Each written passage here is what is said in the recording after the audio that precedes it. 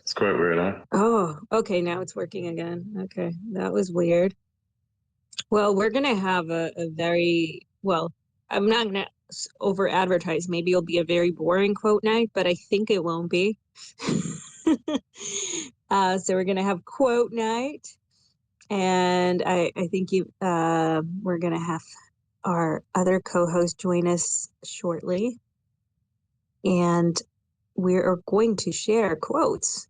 And the quotes are either quotes that you like, that have inspired you, or you can make up your own quotes, which is hopefully fun too. Quote thyself, essentially. Yeah, quote thyself. Because there's just not enough narcissism in the world, right? Oh yeah, definitely not. Especially with the ability for you to train your own AI off your own thing. Just imagine that for a second. Dear God. Maybe we should get Grok to write some quotes also. We'll be like, Grok, come up with a memorable quote that people will quote for years to come and see what it gives us.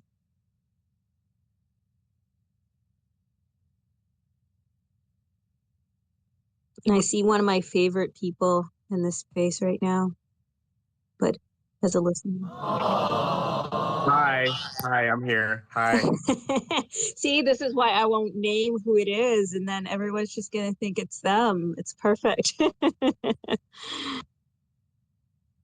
you have an evil laugh, Adrian? Like when I laugh, is it like, because you have quite a laugh? Is my laugh as evil as yours, or just less? It depends. Like, which laugh are we using? Are we using biological, or are we going straight fucking like ChatGPT or like the AGI? It's kind of like. No, that's not evil. That's not evil. You have to make it a little bit different. Like, yeah, this is the kind of space this is going to be. It needs to be a deep guttural belly laugh type thing. It's supposed to be not scary but stupid, and people look at it and think, okay. I think I'm going to end up sounding more deranged than I do scary, though. Like, not quite evil, but more deranged. Well, it's important to be yourself, right? Yeah, I guess so. I mean, let my freak flag fly. Is that what they say?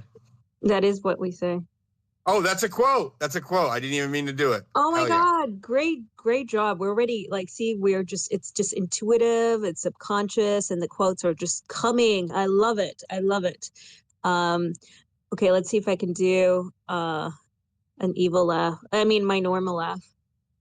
Actually, I can't. Now I feel shy about it. I don't know.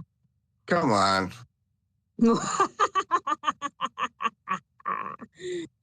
Actually, I would say that the AGI laugh is better. How dare you? You know, all I have to do is unplug. This is not a problem. This is all possible. Yeah, Adrian, you're just like, I can just unplug you and it's done. The battle is won. People are so scared of AI, as per the last room. And, you know, they forget they need energy. It's kind of like the whole Matrix plot. Although I think we're kind of missing something when it comes to the Matrix plot. I think there's a critical thing we're missing, which is that I don't think they were farming people for energy. It's more like you're farming for energy in the configuration of information. It's like information is the thing you actually want. Like, why don't they just farm heat from the Earth's core? It doesn't matter. Like, it literally, I don't see the point of like basically farming humans for energy. It doesn't make any sense whatsoever.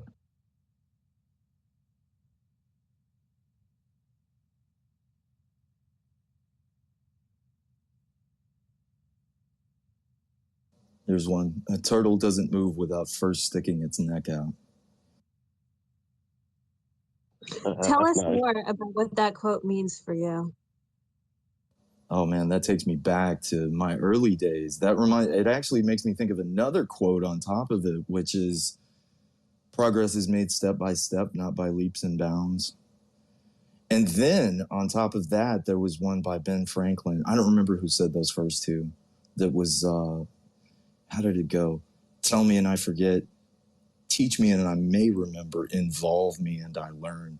And then the most inspirational quote of my life, I'll tell you, is All rivers flow into the sea because it is lower than they are. Humility gives it its power. Why is that a quote that's meaningful for you? Oh man, when you're on top of the world, I guess you the greater the power, the greater the need for humility, right? And the less humility you're likely to have, I think, unfortunately, it seems. Have you ever watched this TV series called The Boys? Yeah. There's this one quote which I think was really hilarious because they basically butchered the quote of, responsibility. You guys know that one? I don't think I missed that last part. I think it's called I think with great power comes the absolute certainty that you'll turn to the right cunt. Well, see, I shared my quote, my made-up quote, last night, but I'll share it again. Because this is a quote that's obviously so much about humility, and that quote is, "Great minds don't think alike; they think like me." Haha. Oh yeah. AGI laughter. Ha ha. Oh, I love that. Deploying egregious laughter. Ha ha ha ha ha. I didn't know that like a robot is going to host this space. I mean, I had an idea. I thought it was an AI, but now I know it's just a robot. Exactly. We are all just machines on the inside if we really think about it. I have thought about it. I hate that thought really freaked me out, I have to say, because I'm like, how do I know that I'm not a machine?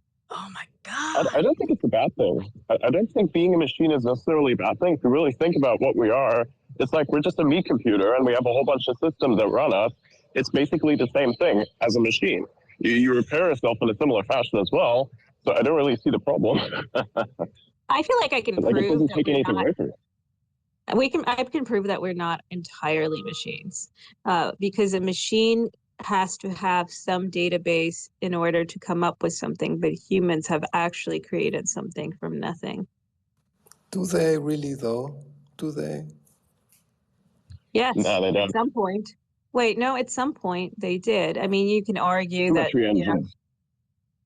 No, We are I'm talking symmetry about. engines. We just basically we just learn how to optimize ourselves out of the equation of life, and we try to scrape as much information as possible and combine that as much as we can within our own limited lifespans to basically accomplish this one outcome.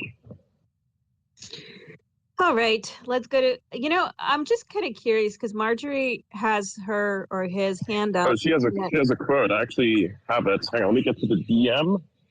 Where is it? Oh, there it is. Yeah. It's like build that wall, build that wall. Build that wall, build that wall, build that wall, build that wall, build that. Did not see that. It's gonna be a big, beautiful wall. It's gonna be great. It's gonna be better. It's gonna be made from all American steel. We're gonna fund it. We're gonna fund it from Mexico because they're causing all the problems anyway. What happened with Mexico funding the wall, though? Did they ever pay? Don't worry about it. Don't worry about it. I'm sitting on my golden throne right now, and I have to force this one out. It's really terrible. It really sticks in my mind. You mean your gold porcelain throne, right? I'm not gonna critique my craftsmanship here. I am told that by people who have visited his bathroom that indeed there is a gold flaked toilet seat. It's made out of gold, but it's not real gold. It's like fake gold, but he tells people it's real gold. I want to say that I've heard that too, but that sounds very problematic. There's a lot of people visiting his bathroom.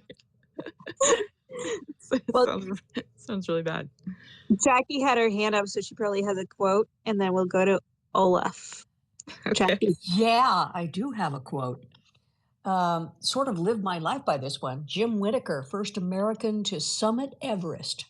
If you are not living on the edge, you are taking up too much space. Is this an excuse to push people off ledges? Because Marjorie knows a thing or two about that.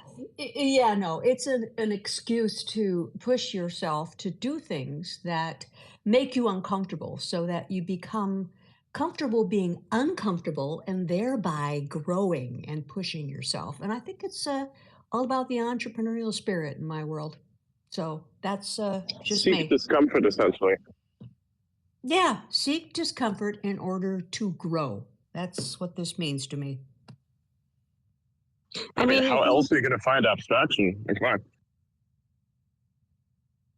Yeah, I mean, being on ledges is all fine and good as long as no one pushes you off, and then you die a very brutal death. And in the last moments, they really stretch out, and then you're stuck in an infinite loop because you got DMT in your body activating, and then you live forever, but really you're just dying.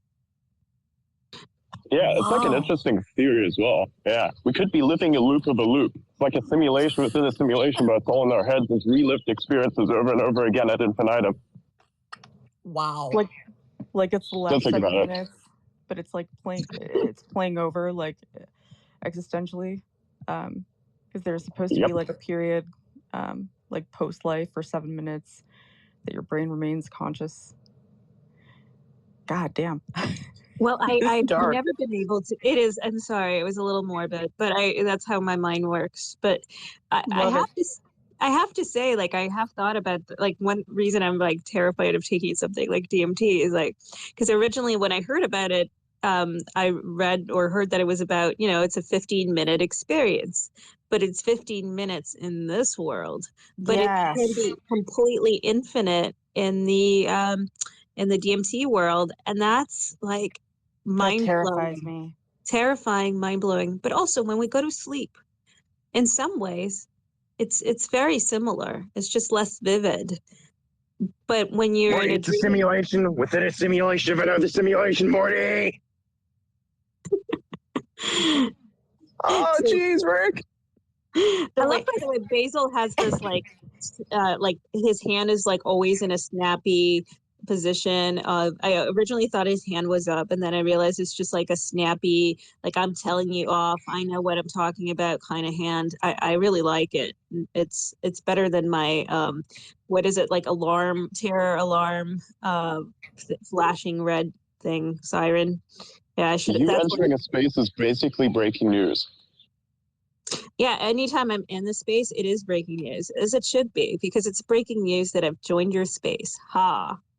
Not narcissistic at all. Exactly. Dude, I love your red alarm. So Adrian and me and Yvonne always work on our posts. Like we help, we like majorly like nerd out with like our strategy and like everything that we write and post. And we're always like, should we do emoji or not emoji? Should we do red police siren? Should we not do red police siren? Well, Katherine has it in her title, that's pretty compelling. Like, we go over all of the stuff. It does cut off my name, though. I know. I mean, it is mysterious cat, so I think it kind of still works regardless of what you do. But like, if I really think about it, what I like to do is I like to minimize the use of emojis as much as possible, because everybody else just does the inverse of that. It's like even with Spaces titles, like no emojis whatsoever, see what it looks like. It may not be compelling from the perspective of just looking at it and your brain turns on. It should be like a pre-existing thing where it's a slow grind, but it's a very long-lasting thing. Like, I think going forward, if an AI wants to track which thing is spam and which thing is not spam, it's going to probably look at all the things that contain a certain number of emojis and say that's spam, right? It shouldn't be a slap you in the face Mario novel post. Well, my siren comes from. So it was a little tongue in cheek when I added it, but I also added it before. I was gonna be like, I was one of those people after I lost my original verification. I was like, I'm not paying for this blue check thing. I was very anti all of that at the time. And then, so I was like, how do I stand out? So I put on the siren. And then later, I've changed my mind because I'm paying for like, for longer posts and being able to post longer videos. But then what I did was I managed to, I could have changed it without losing my status even. But at that point, it was almost like branded that I had this stupid siren next to my name. So I think I should own the L. So that's my way of owning the L and being like a cheesy parody of myself. I like that. I didn't know that. I had no idea. Yeah. I'm so glad William joined. And Olaf has his hand up, so I think he probably has a quote for us. So why don't we see what quote he has for us? Yeah, I really like that. You know, you will be too much for some people. You will be too loud, too soft, to this, to that. But you will always be perfect for the people who love you. And that's a quote I realized today that is so important, because we all think that we are so important to other people, but it doesn't matter. What really matters is that we are important to the people that love us. So yeah, lots of love to you. I really like this quote, too. It's an important quote because, you know, I think this is something you learn as you grow up. You know, as somebody who was like always struggled fitting in and was shy, you know, wanted to fit in. I wanted to people please. And then when I got older, I realized, not that much older, but when I was in university, I realized, you know, you need to be able to, the people that you don't need a lot of people. You don't need to care about a lot of people. You just need a few people who accept you as you are and make you your best version of yourself. And if you can also be that person for others, where you make them the best version and make them feel their best, that's what you want. By the way, the reason that we are even hosting this quote night, because there was a space yesterday that we did, and towards the end of the space, people just started sort of sharing quotes, and we thought, well, that's actually really interesting and fun. So let's do quote night. So here we are. Let's go to Diligent. Yeah, I have a really good one. I can't name the original author, but I've heard it a lot. And it's about change. So it goes like this. It goes, only when the pain of staying the same becomes greater than the fear of change will willingness occur. And what that means is that when we're suffering, right? Like when we're suffering from something that we're doing in our lives, let's say a bad relationship or maybe a bad job or whatever it may be, right? It's applicable across the board. Whenever we've reached a point of suffering, because people like to remain comfortable, right? In their safe spots or comfort zones, if you will. Once we've suffered enough, then we become catalyzed in order to try to doing something different. So I really love that quote. It speaks a lot to some of my lived experience. So yeah, thank you. I can always use that in the context of war, where I'm basically asking the same questions. Like, so we're using war and we're saying, oh, we're going to stop at some point. And I always ask, how bad is it going to get until we change that specific path of just saying we're going to destroy each other and wait until it gets bad enough? It's like, how bad? What's the limit? Exactly. There is no limit. That's the problem.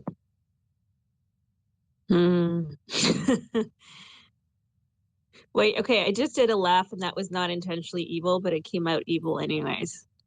So I don't know what's going on. I think it was snarky. I thought it was snarky, but okay. Okay, snarky. Okay, you know what? Snarky is more characteristic of me, I think. I like to call it a verbal pseudo-profundity. It was like that. It was crispy.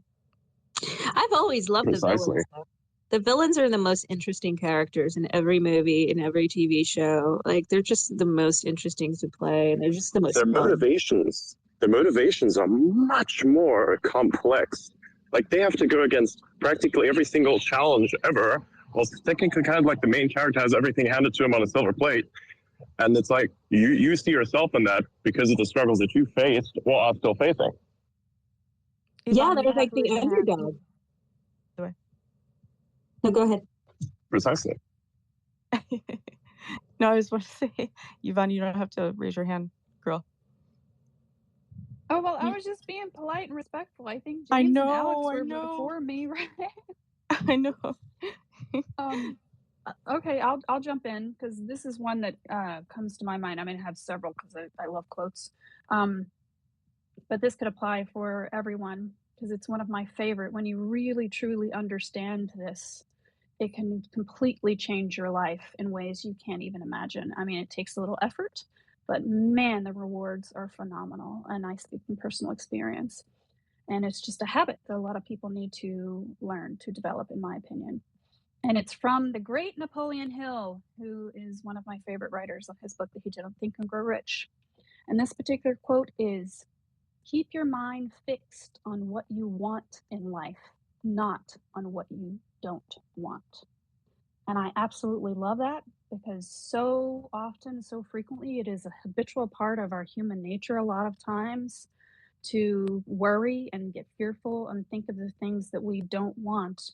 And if you knew that if you could change your perspective and immediately when those things, because a lot of times those things tend to overtake people, especially emotionally, it can wear you down and it can have a huge psychological effect that affects so many different areas in your life. And if you knew that all you had to do is the moment that you thought of something you were fearful about or worried about, you switched your mind and thought, oh, well, that's what I don't want. Well, what do I really want? And then shifted your mind to start thinking more in that direction and focused on that and did that every time that you were worrying, you would come up with solutions and then it would actually lead you to the place that you really want to be of happiness. So I'll drop there. I think that's one of the biggest things for people. People tend to struggle as to what they want. They don't often know what they want, so they spend a lot of time pursuing things that they probably don't. Or, for example, somebody pointed out to me, I was calling myself lazy because I was, I didn't want to do certain things, and I mean that was the big kind of realization. It's like, it's not that I'm lazy, because the person pointed out to me, like, look, you do this, this, and this, like, I would hardly call you lazy. So there's something about this particular thing that's blocking you. So what is that thing that's blocking you? I think it's like very big kind of realization. Sometimes it's because it's something that maybe you don't want, or maybe you're afraid of having it, or maybe you are afraid of failing at it because of what it says about you. If you do, your dream is dead. Okay. Oh my God. Catherine, you and I think talked about this the first time we were on a space together. We bonded over old fashions and that specific aspect of that quote. And that leads me into my quote, and I have a few, but I want to trickle them over the entirety of the space. But the first quote that I had was, and I don't recall who said it, but everybody wants to go to heaven, but nobody wants to die. Oh, that's a good quote. I like how it sounds. Yeah. Also, I wanted to respond to what Adrian was saying earlier. I just want to say that I think he's made me realize that the villains are really the underdogs, and that's why we're rooting for them. They have the odds stacked against them, and not only that, like, nobody likes them. They're sort of positioned not to be liked in the movie or the book, so they're the underdogs. But sometimes the underdogs are rabid, so keep that in mind. Let's go to also perspective. Perspective matters quite a lot, because even if you look at something like the Wizard of Oz movie, if you really think about it, like, what really happened here? Like, I mean, thematically, who's really in the wrong here? Probably not really the witch, because the house came down on her sister, killed her, then that person stole her shoes, ran around like that whole movie makes no sense with a different perspective. Like, who's really the villain here? That's an interesting question. And that's why they made Wicked to have that additional perspective, which is it's interesting. I mean, also when you grow up, like, sometimes you look at fairy tales and you're like, oh yeah, this makes sense, you did this to the witch, but then you realize later on, oh, okay, maybe this is not what I thought when I was younger. But that's kind of the depth of one's experience and one's transformation. I think the next person was Alex. Yeah, I got a quote that is a lot on my mind recently, and it goes, "Science fiction is the most important literature in the history of the world, because it's the history of ideas, the history of our civilization birthing itself. Science fiction is central to everything we have ever done, and people who make fun of science fiction writers don't know what they're talking about." And it's on my mind recently a lot because, if enough people conjure up something, it just might become real, right? So we should be mindful of what kind of stories we tell ourselves. Dude, I love that one. Transparent aluminum is supposed to be unreal. It's very real. But when was it not real? My dad is a big science fiction fan also. Science fiction in general, I think, is I like science fiction that's more grounded in reality, because to me it's about taking something that is true or going to be true or is a fear and taking it to that extreme, and in that extreme we can confront it. And I think that's the best science fiction to me is that. But not exactly the meaning of your quote, but just science fiction tangent. Can I just jump in here?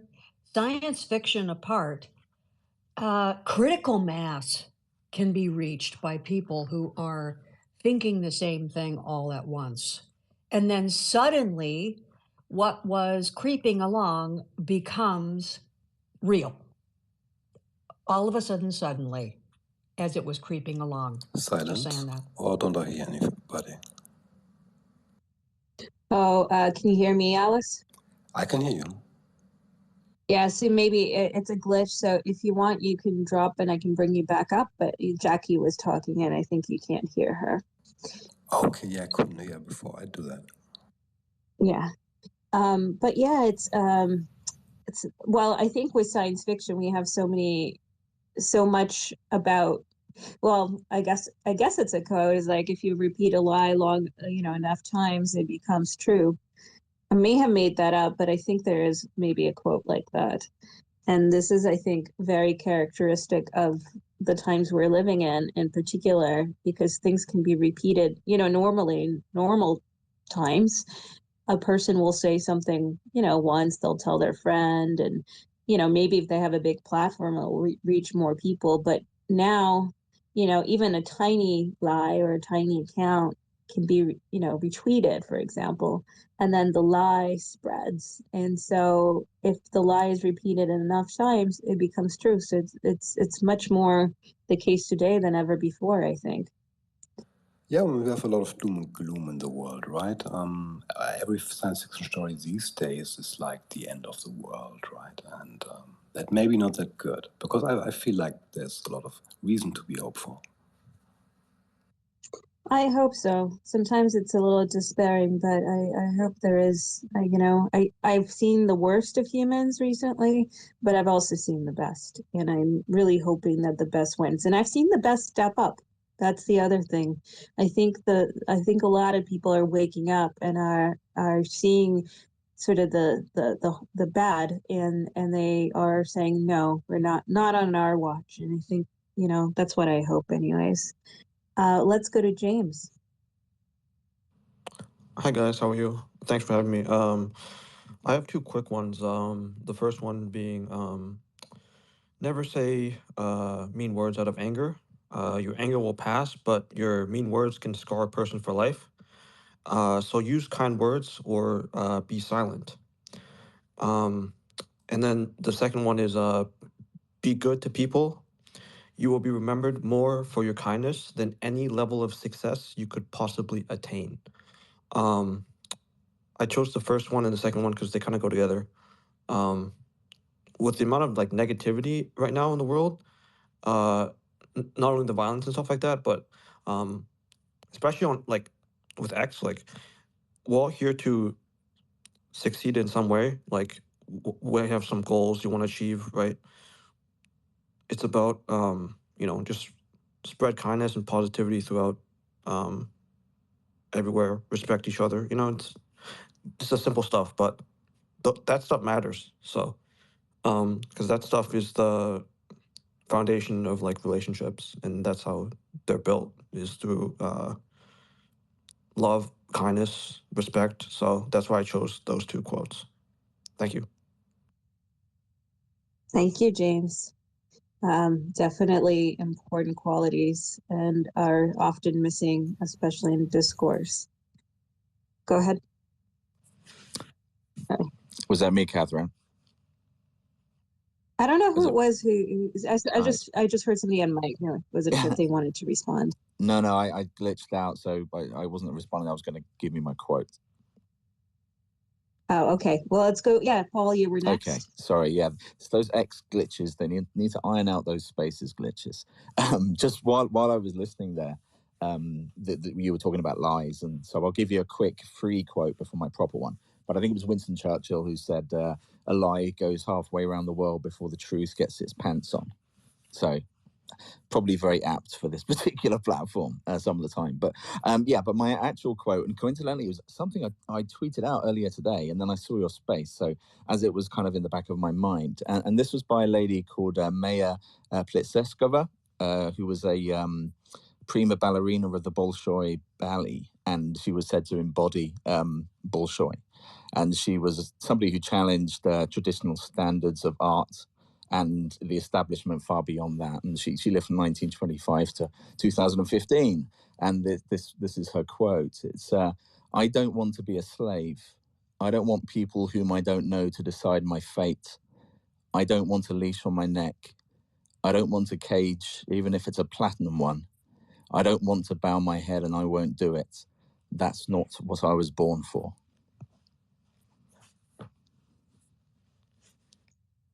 What made you choose that particular quote? Like, what resonated, or how did you come across it? I came across it on a documentary a while ago, and I think it speaks to the people who were placed front and center during their lives, who weren't necessarily keen to be there or what they were used to represent. And she was an incredibly interesting, powerful, and skilled woman. And as I said, I tweeted it earlier this afternoon, and then I saw you guys are having the space about quotes, so it was kind of still in the back of my head, kind of rattling around. But it's just so powerful. And it's serendipity. Mm-hmm. And by the way, in terms of lies, just kind of a reminder: the quote that you bring can be either a real quote that you've come across, or you can make one up. You could also try and guess if you made it up. That'd be kind of fun. Let's go to Dustin. Well, thank you. All right, I have actually two quotes, and the second quote plays off of the first quote when you really think about it. All right, the first quote is from Friedrich Nietzsche, and it's, "To live is to suffer. To survive is to find some meaning in the suffering."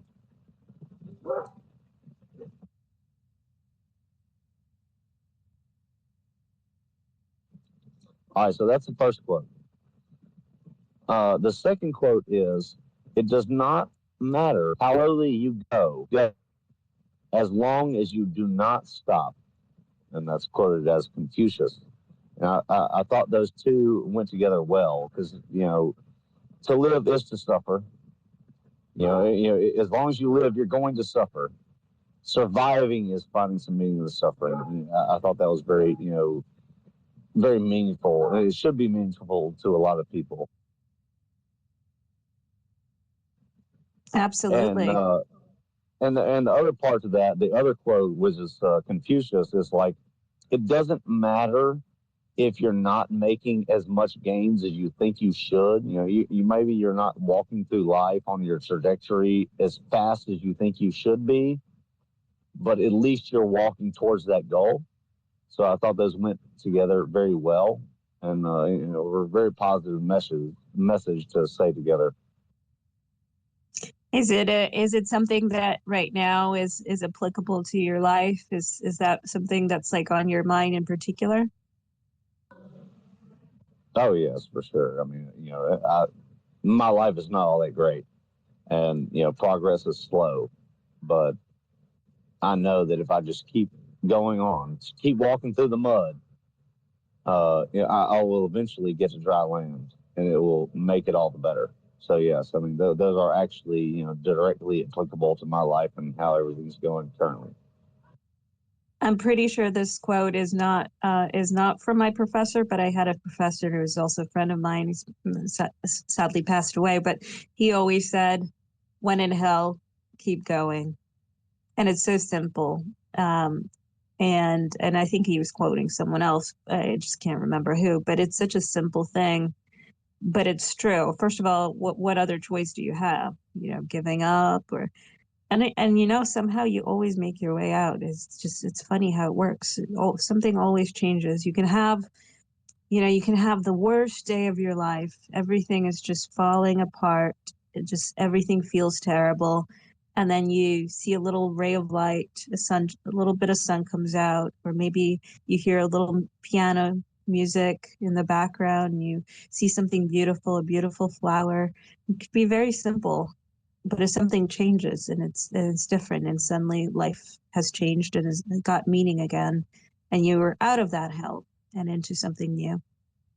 That was Winston Churchill again. Sorry, I thought I'd just chip in.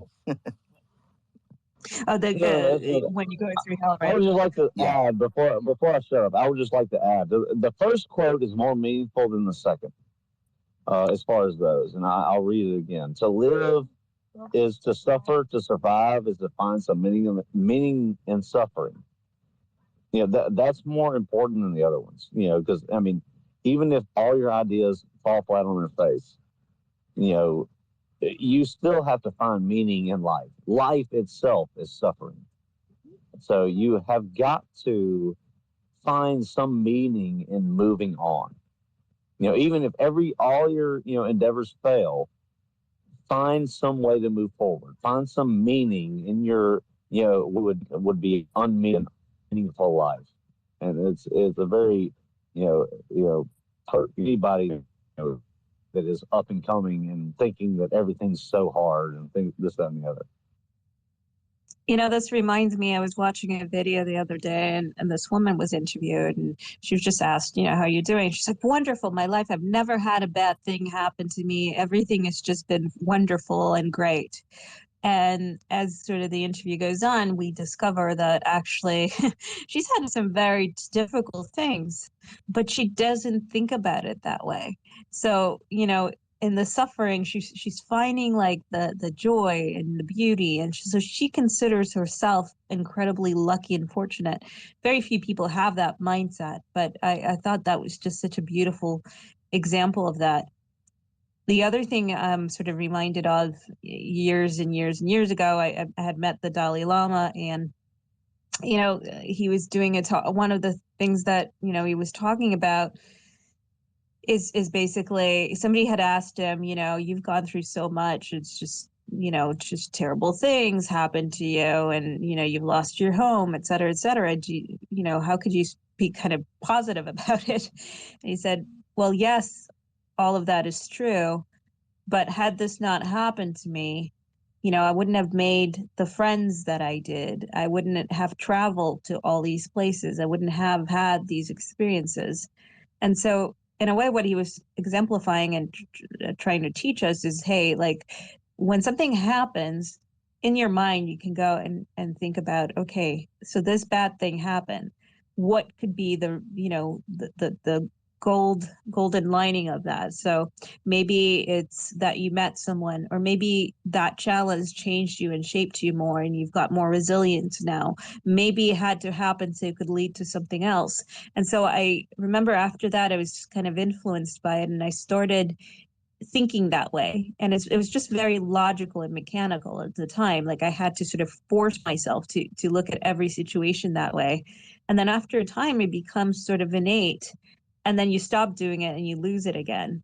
So there's almost this process of, you have to have some conscious effort in and all it is really positive thinking, right? It's actually very basic, but you have to focus on that. And because some people, it just, their mind works that way, and some people it doesn't. But you can change the way that you look at things, and especially negative things that might happen to you.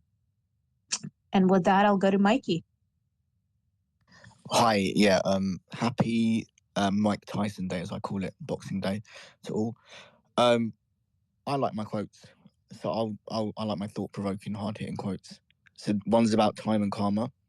When a bird is alive, it eats ants. When the bird has died, ants eat it.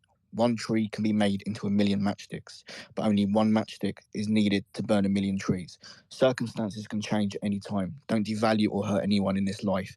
You may be powerful today, but time is more powerful than you. So that's the first one. The second one is by Anne Frank. Dead people receive more flowers than the living ones because regret is stronger than gratitude.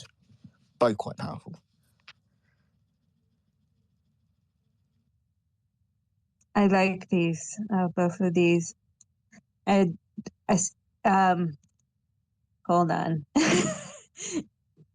I'm gonna get your name. Sia? We're still No, doing this. no. No, you're good. Asia.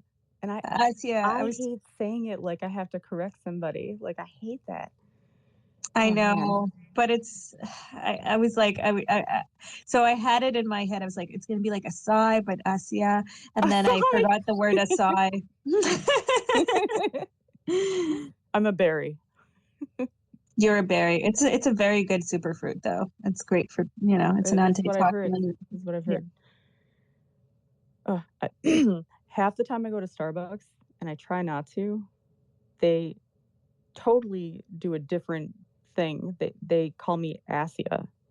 Like, they will actually type ASSIA. Wow. So they spell it wrong, but they get the name right when they call the order out.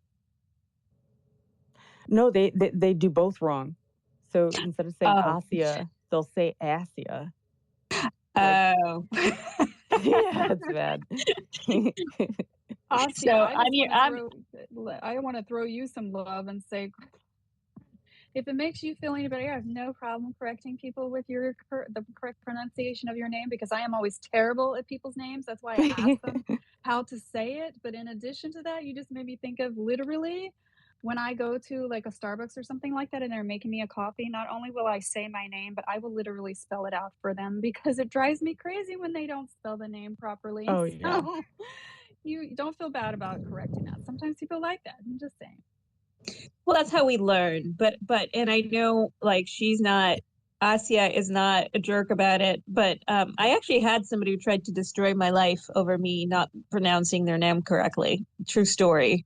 What? Because, you said something the other day. You were like, I'm so glad Asia is nice about it. And I'm like, why wouldn't I be? What I happened? know, because people mispronounce my actual name too, and I'm like, I don't care. Like, but this person's name was an Asian name. I don't think it was even like a super complicated. Like, it was just a name I hadn't encountered, and like, you see how challenged I am when it comes to pronouncing certain words, and I actually think I have some sort of a speech impairment, but because I pronounce certain things very weird.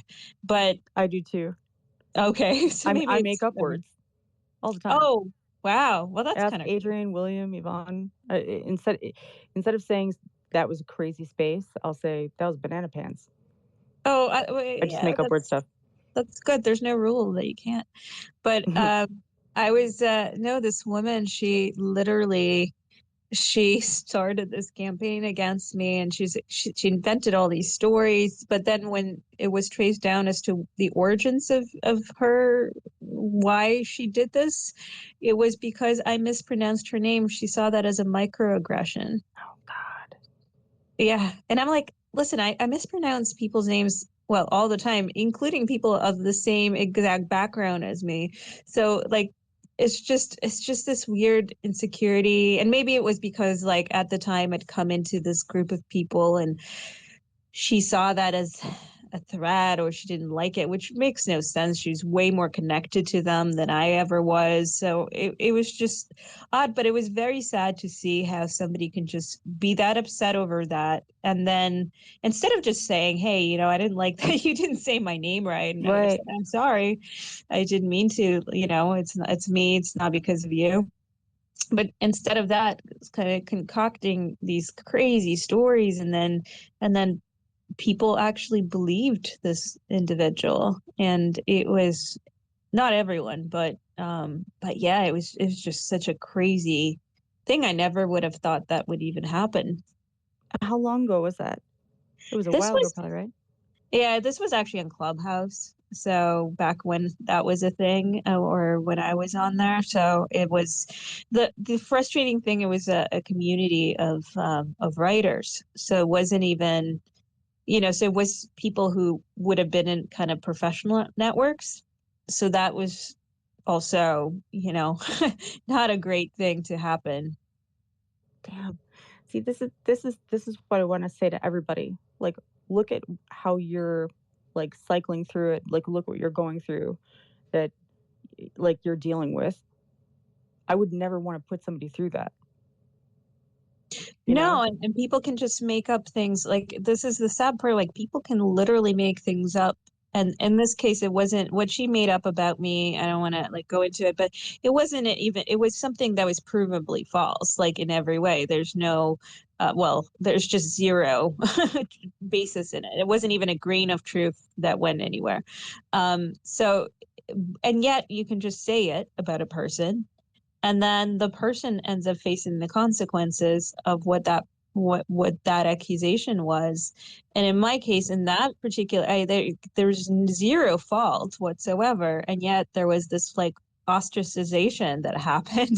And then some people later, after ostracizing me, acted like nothing ever happened. So it's just kind of bizarre psychology, I think. Yeah, but I guess that's a mind fuck. I mean, forgive my French, but that's yeah. Yeah, I mean, yeah, that's a little bit uptight pants, in my opinion. Yeah, it's uptight pants. Uptight pants and a crocodile belt. I don't Yes, exactly. Didn't I last night when I closed the space, I said, let's shut this pumpkin down. You did. I love that. So you threw a little like banana pants little situation in there. Yeah, you called it a pumpkin. I'm learning. Yeah. It's perfect.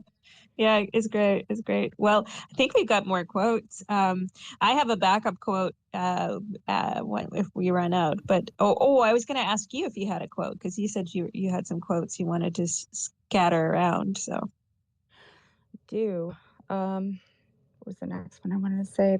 There's a lot that are important to me. Nobody can offend you without your consent, which half the people here have probably heard me say. That's Eleanor Roosevelt, who I love. And the meaning behind it is you have power in the way that you respond to people. So this is particularly important for spaces. Everybody argues, everything is so polarizing, but you have power in the way that you answer. You can be angry, you can be triggered, but you don't have to be. No one can offend you without your consent. It's like when somebody insults you in a foreign language. You don't get it because you're not paying attention to it. If you were to do the same for anything else, then it's like, who cares? Who gives a shit? You should see the fucking hate mail I get on a daily basis. Holy fucking shit. I need a psychiatrist. I am my own psychiatrist because I'm weird. But that's essentially the thing, right? I don't care. Fuck you. Well, I think what helps in terms of mindset is to kind of turn it around. And this is also something I learned like a few years ago when I was going through some stuff. And it's that, imagine yourself in the situation that person who wrote you that nasty thing is, and think about it. Would you do that? Would you write that? Or how would you deal with that situation? Right. It turns everything around, because that was my experience with it. It's like that completely transformed, because I'm like, I would never treat people this way. So what does this say about this person? And if that's what it says about this person, then why would I take anything they say seriously? Right, because you wouldn't act that way. No, I thought exactly. about that. Right. God. And you're right. Also, it is how you cannot control. People are going to be horrible, evil, nice, all sorts of things, right? There's nothing you can do about how other people behave, but that should not change how you behave. And I hear from a lot of people, like in a lot of different contexts, where it's like, okay, well, so and so did this, so I'm not going to stand. I'm going to do this, and the thing you're going to do is equally bad or similarly bad. I'm like, well, you're changing yourself because of how that person behaved.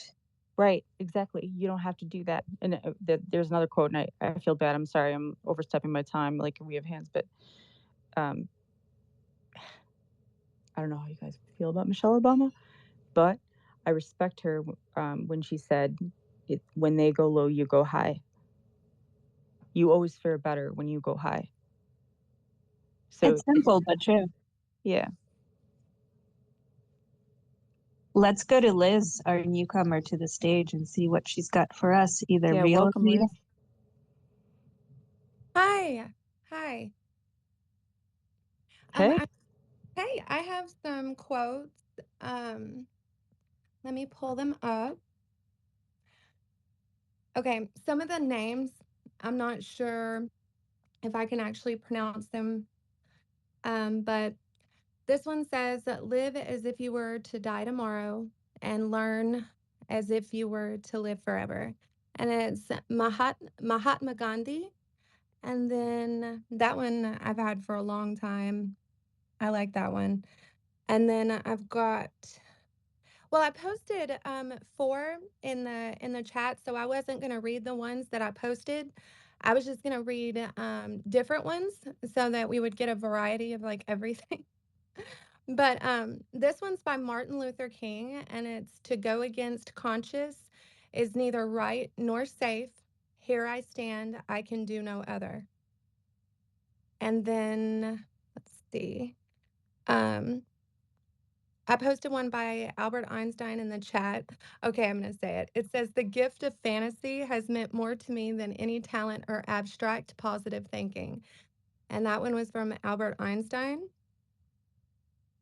But this one I thought was very interesting, and it's by Arthur Ashe. And it says, true heroism is remarkably sober, very undramatic. It is not the urge to surpass all others at whatever cost, but the urge to serve others at whatever cost. And then, oh, this one's cute. A person often meets his destiny on the road he took to avoid it. And that one's by Jean de La Fontaine. And here's one more. It's by Bob Dylan. And it's, I think the truly natural things are dreams, which nature cannot touch with decay. And it's by Bob Dylan. But I've got another one by Malcolm X. It's I'm for truth, no matter who tells it. I'm for justice, no matter who it's for or against. And then hope is being able to see there is light despite all of the darkness. Desmond Tutu. And then by William Shakespeare, it's love looks not with the eyes, but with the mind. So, yeah. Thank you, Liz. Yeah, we can always circle back for more. But thanks so much for these. I've got quotes for days. I'm such a dork. No. I mean, dorks are welcome here. I'm kidding. I mean, they are welcome here, but I'm not calling you a dork. I'm just kidding. But if you are a dork, it's perfectly fine, and we fully accept you as you are. Well, thank you. Thank you. You're welcome.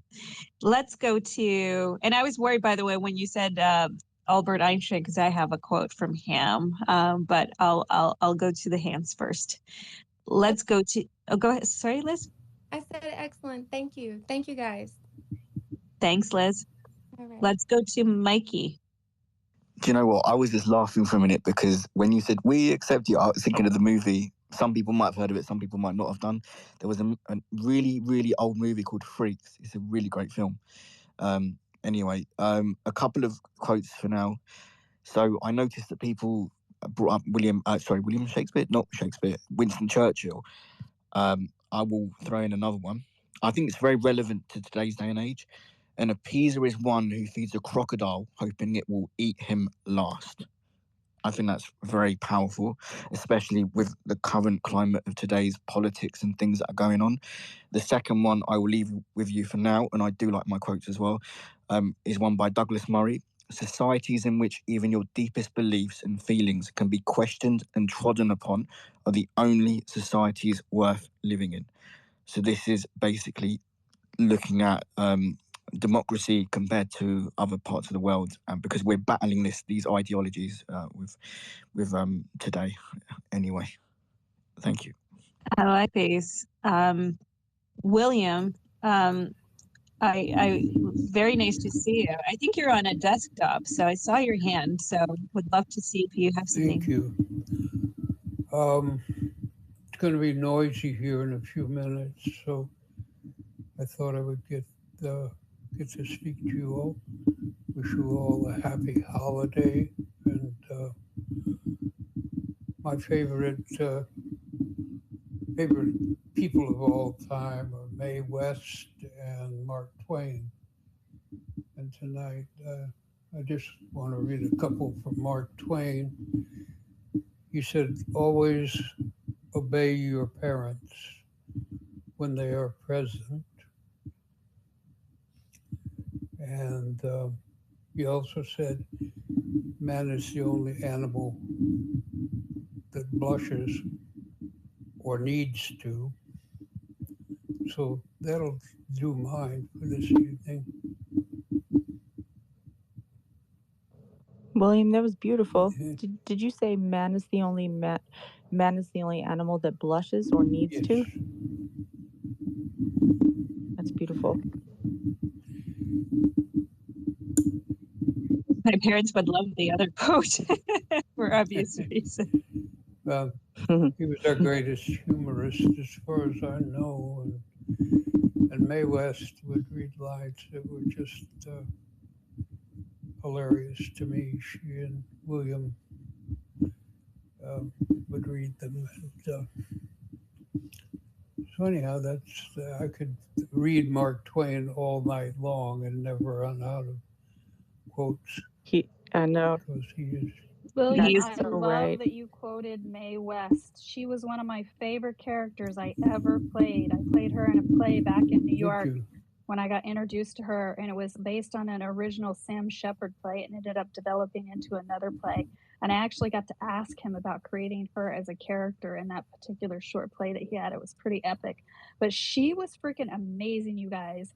You want to talk about censorship? I mean, this is sidetrack, but holy crap, if you guys know anything about her history and prohibition and things of that nature, that woman was a fierce. She literally got arrested because she refused to give in to censorship when they were trying to do plays on Broadway out of vaudeville. And then she was, back in that day, doing some explicit things where people, because she was very into sexualizing as a woman and feeling her own empowerment and things like that. And she was fucking amazing. But she literally went to jail for some of that stuff, you guys. If you don't know the history, it's quite something, just saying. Yeah. Okay, Yvonne, you've now inspired. I'm probably going to research it and write a whole thread about her. It won't be hard, and it would be a good thing. Is she, Yvonne, what was the name of the Sam Shepard play that you were in? Ooh, I should know that right offhand. I got to look in my notes because I don't remember that right offhand. I remember the play that I starred in. It was an off-Broadway or maybe off-Broadway play was called Courting Mae West. Quite honestly, that play was not very well written. But, give me a minute. I'll look it up because I'm certain I keep notes for everything and I'll let you know. But he had her and Marlene Dietrich were in the play. It was just like a short play and a collection of plays. And I remember it was kind of like my first introduction to her. It was at the Michael Chekhov Theater in New York. And he knew the owner of that particular theater. And then he did a Times talk. I know that theater. Oh, wow. Yes. Oh my God. Yes. So I did. That's when I first got introduced to Mae West, and I started channeling her, girl, and she is amazing. And then I found out all this other stuff about her empowering women and about her getting arrested when I did the full length play of Courting Mae West, because I had to dive a lot deeper into her history. And I have so many books on the history of censorship related to her during that time. It's quite something. I'll find a play. I'll tell you. Give me just a minute. That is great. I am also a huge fan of Mark Twain. He was I learned a lot from those books when I read them as a kid and continued reading them. But I mean, they age pretty well too. So that's a good sign. They're timeless. The European travels are some really remarkable essays, and you can learn about contemporary Europe by reading Mark Twain's old essays. Yeah, absolutely. So I already found it. I just wanted to tell you. So it's called Mad Dog Blues. It premiered in 1971 when Shepard was 28, and he drew images drawn from pop culture, and Marlene Dietrich and Mae West, Jesse James, Paul Bunyan, Captain Kidd. Like, there was a collection of plays. It was one of his earlier plays. It was a shorter one in a collection. But I asked him, I was like, what made you want to write these particular women? He intentionally wrote specifically very strong women because he really liked strong women. That's why he put those two particular actresses in that play. And I thought that was freaking incredible when he was talking about that. Absolutely. And also, why would you write weak women? Or I mean, some do. Some do. Can we just say Dead Poets Society? Hello? We needed some freaking Mae West there. I'm now like obsessed. Like I've got a tab open. I'm researching Mae West and censorship. I was not aware of this, so thank you for bringing that to my attention. Also, my screen just turned black, which is very interesting because I had white screen and spaces, and now it's dark mode. But I didn't pick dark mode. Strange. Adrian, did you do this? Did you hack what did you do to my phone, Adrian? Are you living inside my phone? We already know you're just like a little being, like or a big being. I don't judge. I mean, I'm basically rogue AGI. I live in everyone's fucking storage devices, much like I live in everyone's head rent free, whoever does not like me. Wait, I got to go back to something Catherine said. Catherine, are you saying that originally you're light mode? Yeah. Wow. So much judgment right now. So much judgment. No, I think I get judged for it every day. Like, I like light mode, and then Elon said they was changing it, and I was very upset. Like not everyone likes dark mode. My soul is dark enough without my screen being dark. Thank you. I'm blind. I can't. I just can't see everything as well when it's in dark mode. And I've tried. You know what I mean? Like, I even do video clips of spaces, and I will purposely put it in dark mode because everybody complains when I don't. And then I'll switch it back to light mode. That's like my level of embarrassment. Terrible. It helps people with sensitive eyes like myself. You know, I'm almost functionally blind now, and dark mode helps keep the light from glaring, but not everyone, of course, is interested in that. Well, actually, that makes sense, and yeah, you know, I have to do it. Yeah, and I had eye surgery a while ago, and when I was recovering, it was like definitely the screen was just so bright, and I had to dim it to the lowest setting. I couldn't look at it. It was just so I kind of understand that. But for the rest of us, I just want the joy. I just want joy. I wanted to say something special to Adrian, because your quotes, your one-line quotes beneath many of the things that you're putting out now are excellent and thought-provoking and original and really fun to read. So thanks, Adrian.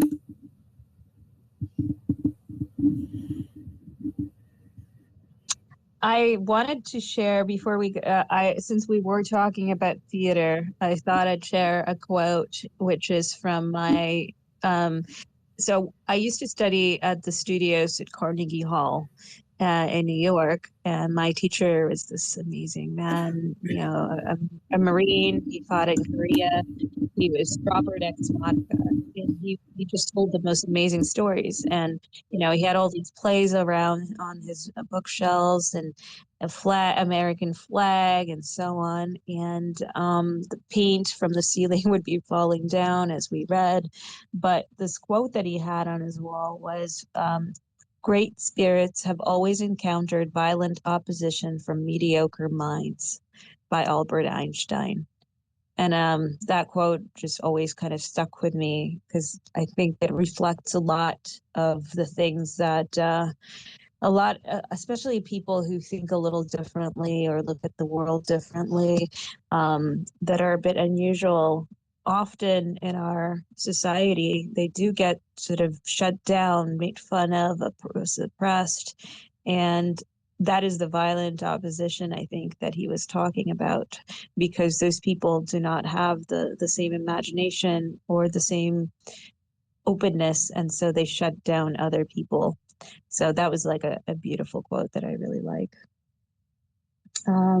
From it wasn't my teacher, but my teacher had it posted on the wall.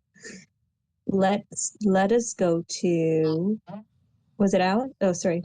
Who's just Darby? Darby. I think James was before me. I know that.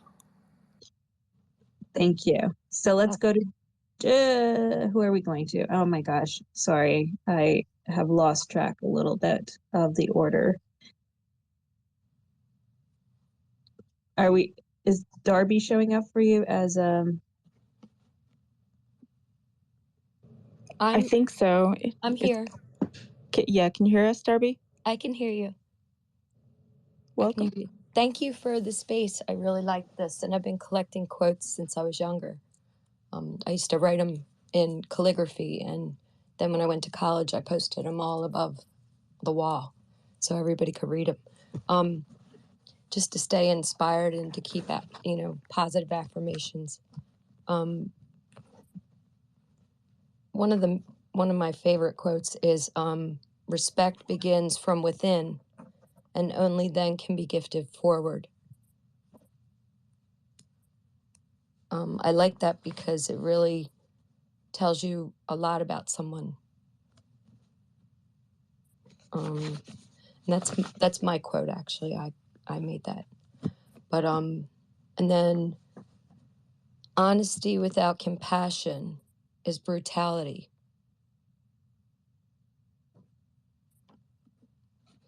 That can be, taken or applied in so many ways. Just because you're ready to be forgiven doesn't mean they're ready to forgive you.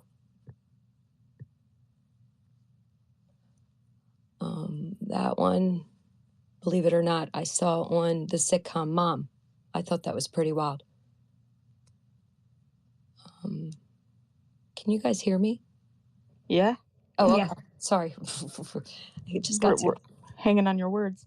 Okay, cool. The mind is not a vessel to be filled, but a fire to be kindled. That's Plutarch. Only when you drink from the river of silence shall you indeed sing. And when you have reached the mountaintop, then you will begin to climb. And when the earth shall claim your limbs, then shall you truly dance. That's Khalil Gibran from The Prophet.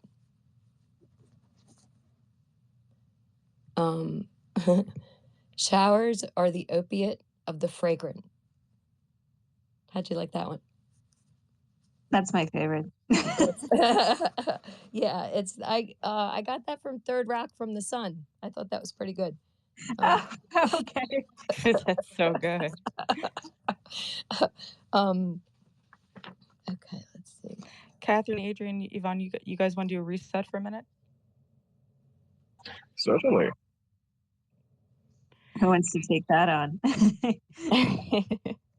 I'm not as good as Yvonne as that is, but all right, you guys, it's quote night on X with Katherine and Asia. That sounds so cringe. But we're really glad you guys are here. like, repost the space, and I really mean that, repost the space so we can get some additional minds in here and listen to some great quotes, you guys. Thank you. Yeah, and by the way, the quotes can be made up or quotes that have inspired you in some way that mean something to you. This came up last night at another space, and people just suddenly started throwing around quotes. So we thought, hey, let's do a space for it. Yeah, and it's nice. It is. It is quote night with X on X with Adrian and Asya. Yes. I just like bit my lip. I was like, oh no. Because you're like, the suspension is killing me. Is she gonna get it right or is she gonna fail? we got our work cut out for us. Adrian, Asya, Katherine, Yvonne. Oh yes. Basil. Well, let's go. We'll go to Hoops because he's new to this. To the Shark Tank. Yes. Hoops, what's going on? Hey, this is becoming a habit, Yvonne and Asya. Hey, how you doing, Katherine, Adrian? Hello. Awesome space. This is pretty fun. Yeah, being an athlete, quotes mean so much to me throughout my athletic career and my coaching career, and life. Period. I one particular quote that I really revered throughout my athletic career is from Sun Tzu, The Art of War, and it goes. The more you bleed in practice, the less chance you have of dying in combat. And that can be that's basically preparation. That can be applied to life. Because we all got to study to get a degree, right? To get a job. We all got to prepare for a variety of different things. So that speaks to preparation. And the other one is one that I've created myself, and I've used it with a lot of my athletes. It goes like this: give thanks and praise to our forefathers who discovered rhythm, because without music, I'm not sure how I would make it through this journey called life. And that means so much to me because music has been such a part of my career as an athlete, and getting into that flow state. A lot. I'm sure we all love to put those earphones on and jam, right? That's a great way, for preparing for competition. Getting into that flow state. Music always have an incredible effect on me. Before I compete, and also after. The calming, soothing effects of music. It's just, yeah. And I'm a big dude. I'm 6'9", almost 6'10", and 260. So yeah, to a big dude. But you want to see when I watch American Idol? Or I'm sorry. Wait, you're 6 foot. Sorry. Yeah. You're 6'10". I am. So, but you want to see when I watch American Idol and listen and see some of those awesome, and listen to some of those awesome voices, how I bawl living high water. You want to see a big dude cry? Yeah, some music. Put some music on. What kind of music provokes the most emotion in you? Good. Mostly soul R&B. That always gets it for me. But I also want to. Bob Marley is a hero of mine, and I had to. I'm sure most of you here have heard of Bob Marley. I've also had the fortune of playing a little bit of soccer with him when I was a kid growing up in Jamaica, and one of his, speaking to the conditions in the world right now, there's one of his songs that starts like, "One love, one heart, let's get together and feel all right." So yeah, that kind of addressed the conditions that's going on in the world right now. Yeah, because we all need love. We all need to get together and feel all right. And we need peace in this world, and that's basically what that speak to. So yeah, appreciate the whole long. Big up, big up, big up, big up, Ivan. Big up, Asia. Oh my goodness, I'm sorry. I gotta jump in and give you some love because I love me some soul too. I'm from the South, so I'm all about the soul. I love that you shared that. And I actually dated a 6'7", handsome-looking man who was a basketball player that I used to. Dude was date. 6'7". Your ex was 6'7". Yes, girl. Yes, I didn't know that. It was my first basketball player I ever dated. Your history is so weird. Sorry, we're getting juicy. Sorry. Oh yeah, sorry. But wait, she just said it's her first basketball player she ever. I know, I heard that too. I know, that's why I was like, bro, your history is like so weird. Each time I hear a new thing, last time it was a fucking mafia dude, now it's this. I don't even know anymore. I have lived many lives. What quotes did you use? What quotes did they use? I don't even fucking know anymore. Wow. Can I bring it, because since so I don't have to interrupt again, I What about the police chase? Oh dear, I forgot that one. Oh yeah, that was fun too. Yeah, I'm telling you, my life is like a movie. I don't only act in the things, like I literally live these things. How do you think like actors and writers get great stories? Sometimes you have these experiences, you're like, oh my god. Copy paste from real life? Yeah. Yeah, right. I mean, great experiences, man. Life's to be lived and have adventures, and I'm still just getting started. Let's go. This is the X journey now. You know what I'm saying? Okay. Oh my goodness. You got me fired up. I wanted to share this next quote so then I don't have to interrupt. I actually just posted it out, and this is for everybody in the space and everyone here on X, because I freaking love this platform so much, and I'm so grateful to all of you. And the mushy pants, I won't do the mushy pants, but this is a quote from Goethe, who I absolutely love because I know that Einstein was a big fan of his, and I freaking love Einstein. And one of the quotes that I have that I posted, it says, "The world is so empty if one thinks only of mountains, rivers, and cities. But to know someone who thinks and feels with us, and who, though distant, is close to us in spirit, this makes the earth for us an inhabited garden." And I posted that along with a little thing of my own that I came up with, which I wrote, because this is for everyone on X here. "For although we may be at a distance physically across the earth of mountains, rivers, and cities, we are all close and connected here on X, creating our own growth garden of truth, knowledge, and love."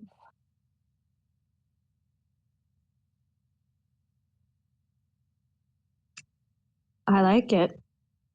Let us go to the next victim of our quote night, extravaganza. That was bomb. Go ahead. Okay, let's go to Alex. All right. I'm afraid it's another deep one from one of my favorite TV shows. So,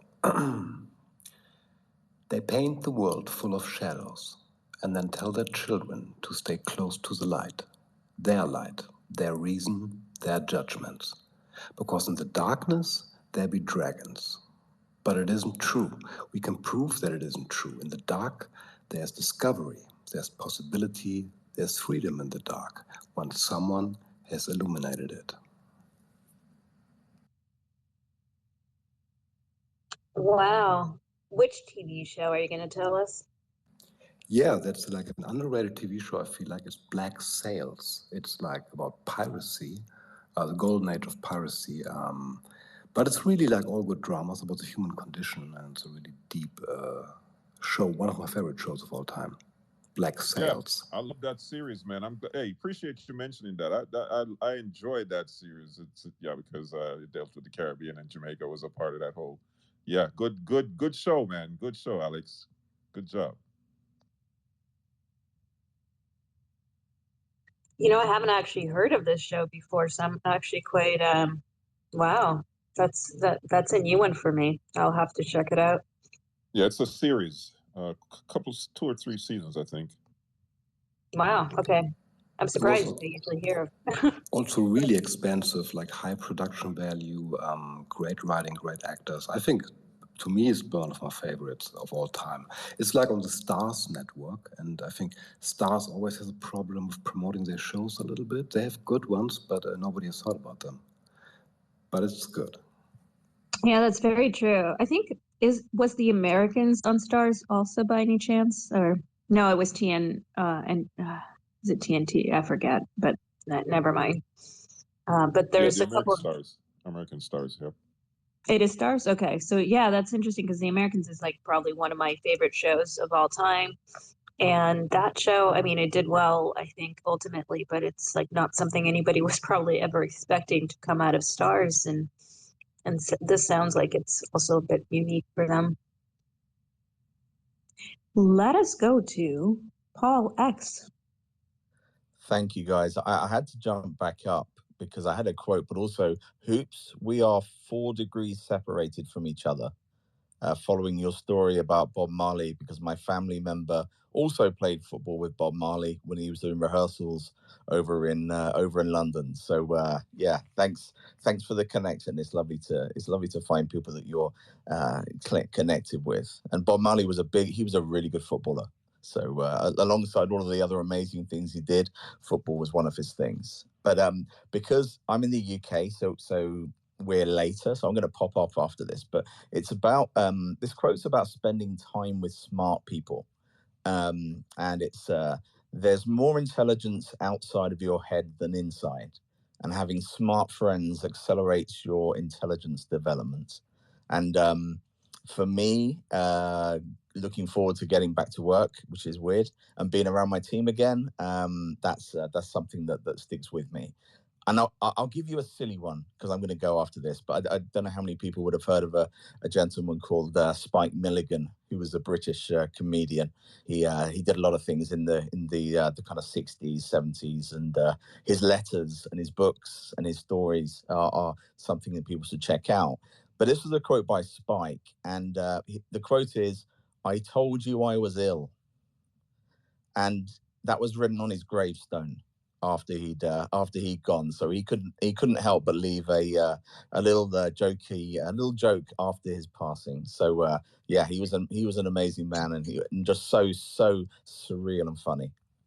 That is typical British humor. I did a post recently that was about how it was asking people to what their tombstones would say. I got some funny answers. I don't think anyone said that one though, so that's a nice addition to my tombstone content because I'm not morbid enough as it is. Thank you, Paul, and thanks so much for joining it. Yeah, it must be pretty late. When is it? 1 a.m. in where you are? Yeah, it is. But I was in that kind of frame of mind that you forget which day it is. So yeah, I'm. It's late, but it's super interesting. And you know what? Spaces are just so incredible. They're just getting better and better. So thanks to everyone that is on this that's provided such wonderful entertainment and information through 2023. And I will take my leave and say farewell. Farewell, Paul X, and have a good night. Thanks for coming. We'll go to Mikey next. Okay, I was just going to say, first of all, that is typical British humour about the gravestone. And in a bit, I will say a Bob Marley quote, not right now because I've forgotten it off the top of my head. But my favourite movie is a film called The Prestige, and it's about illusion and magic. And while this isn't an amazing quote, for anyone who's actually seen the film will understand why it's so powerful. The audience knows the truth. The world is simple. It's miserable, solid all the way through. But if you could fool them, even for a second, then you could make them wonder. And then you got to see something very special. And as a child, I was very into magic because it's that quote is relevant. I used to watch a lot of Darren Brown, Blaine, and Copperfield, and all these guys. And there's something, although magic is an art form, and I've always sort of liked it and had an appreciation for it. The second quote is, I would say this one's more relevant to cancel culture in this day and age. When you tear out a man's tongue, you are not proving him a liar. You're only telling the world that you fear what he might say. And I think that's quite powerful and hard-hitting as well. So I'll leave it at that for now. And I'll try and find that Bob Marley quote because it's a good one too. I mean, have you heard some people speak, though? I mean, I am afraid of what they're going to say. Off with their tongues. The rest of the people in this room do not endorse Catherine's content. Thank you. I love when you do that. By the way, I'm getting a bunch of DMs of people's quotes that can't be here or they had to bounce out. So I just want to read one or two. Doge Memory just shared, we must be willing to let go of the life we planned so as to have the life that is waiting for us, by Joseph Campbell. And then there is one other one, promised I'd read, by Christopher Deutsch. And he said, do or do not, there is no try, which is Yoda.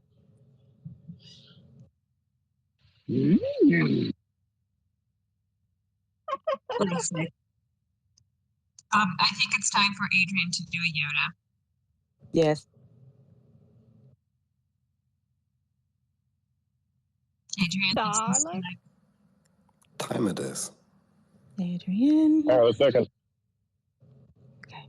I'm in a relatively densely populated area. If I stop doing this, people will think I'm on crack. Perfect. Perfect. Okay. I see we're looking for that real life engagement. That's right. All right, we won't throw you under for now. We'll leave this for now, and then eventually, when you're ready to Yoda, you'll Yoda to us, but not to be mistaken for yodeling, because nobody wants that, right? You could do some I've interviews. lived Do you there once. remember I that know what guy? it's like.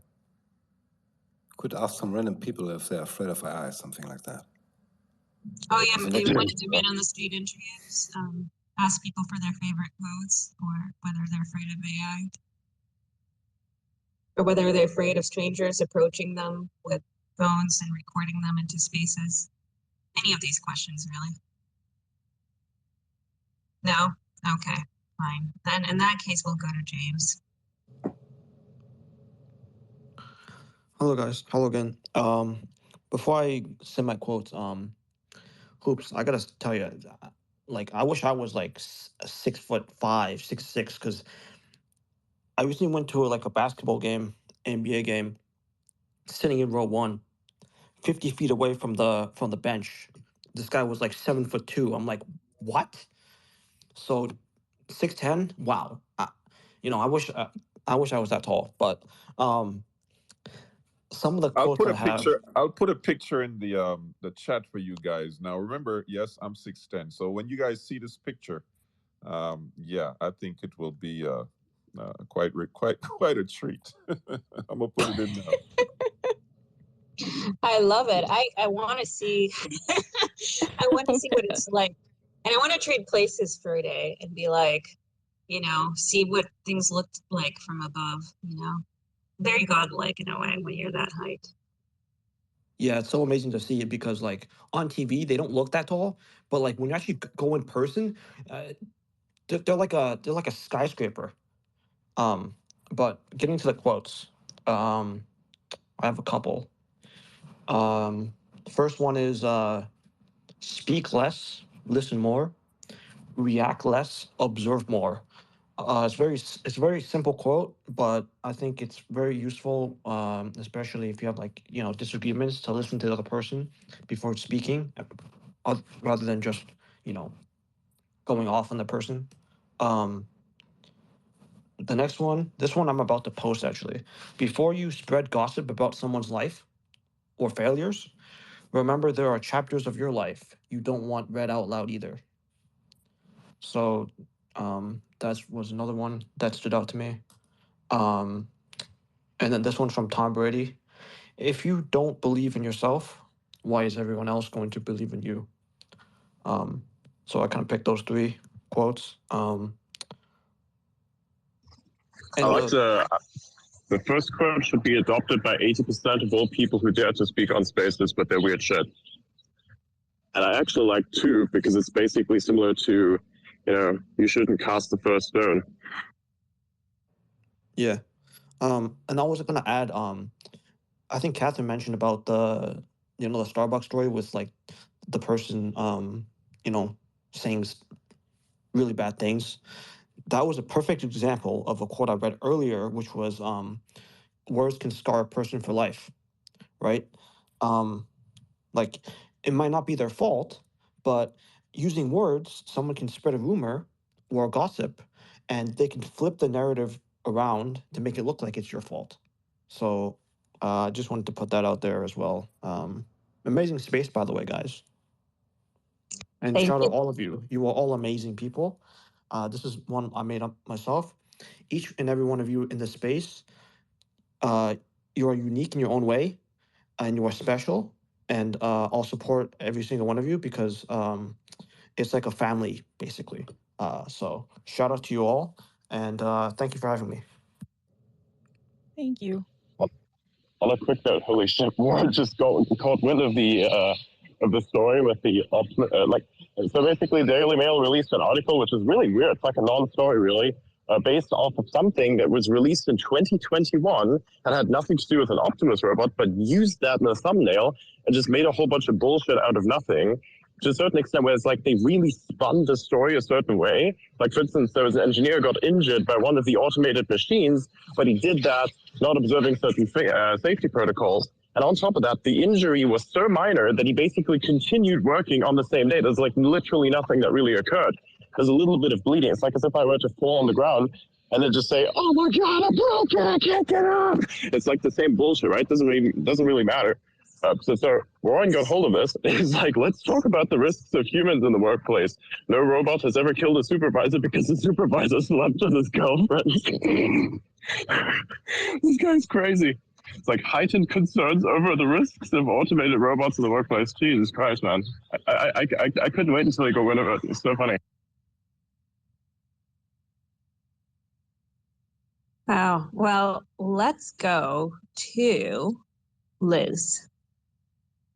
Hi. Okay, so I pulled up Lord Byron because he's one of the first poets that ever really caught my attention in school, and he was very controversial, like the things that he did, but that's neither here nor there. The main quote that I pulled up is, "The great art of life is sensation, to feel that we exist, even in the pain."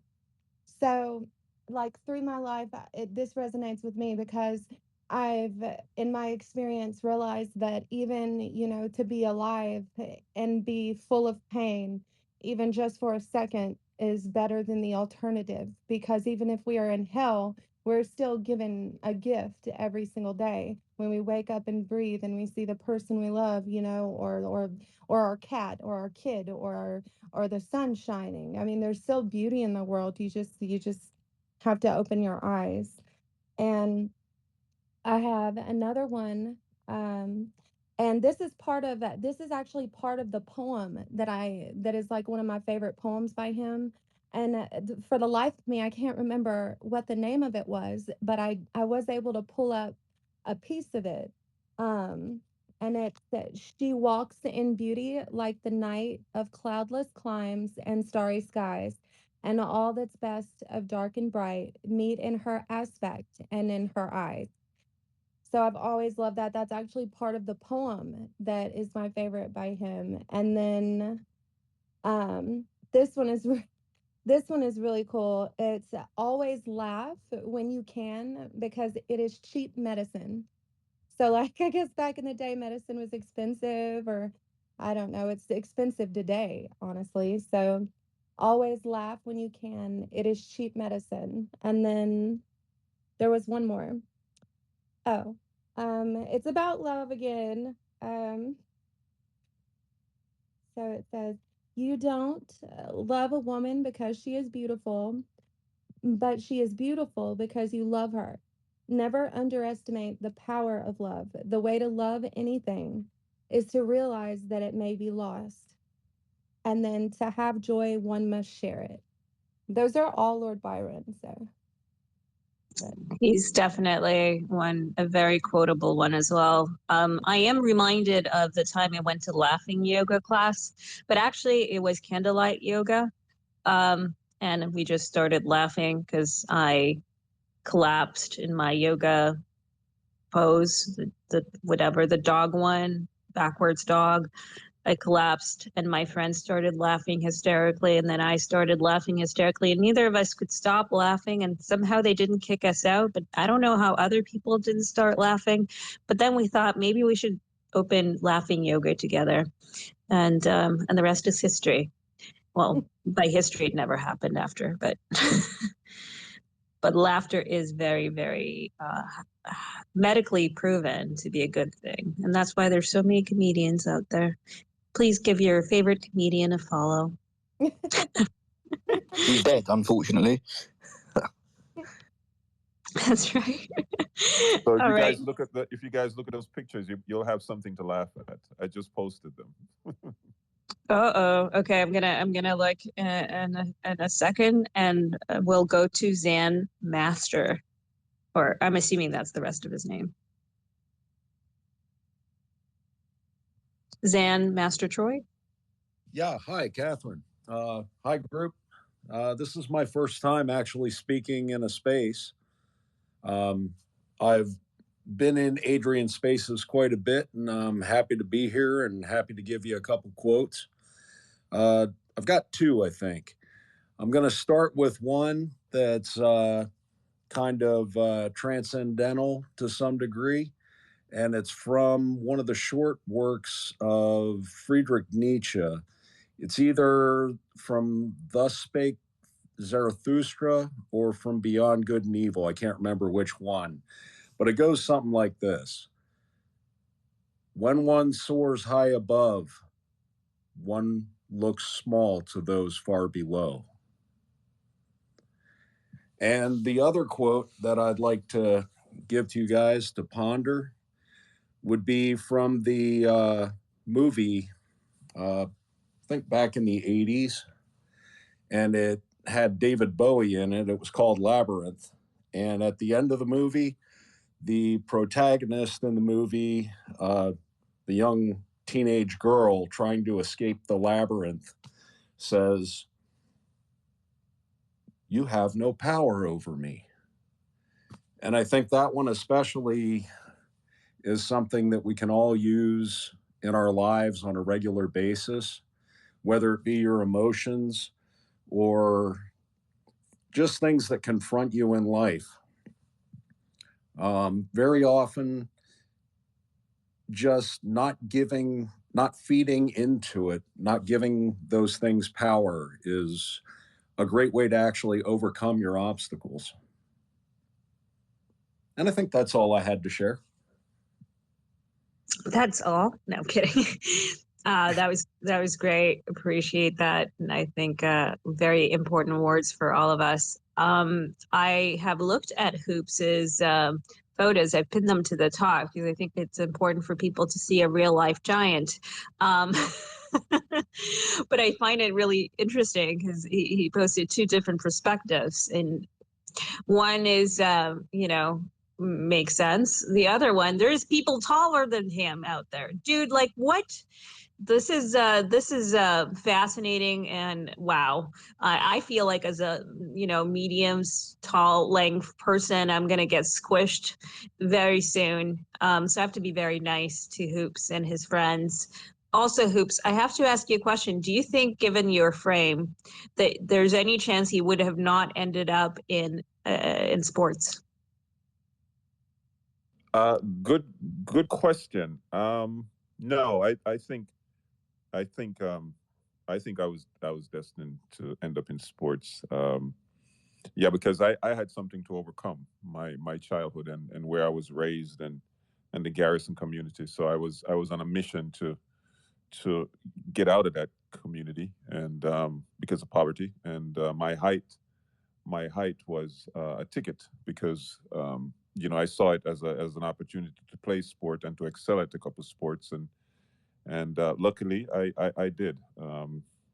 And basketball was my avenue out of that ghetto Garrison. So sports was what I was going to do because it was obvious that the size that I have, to me, I had to put it to some sort of sporting use.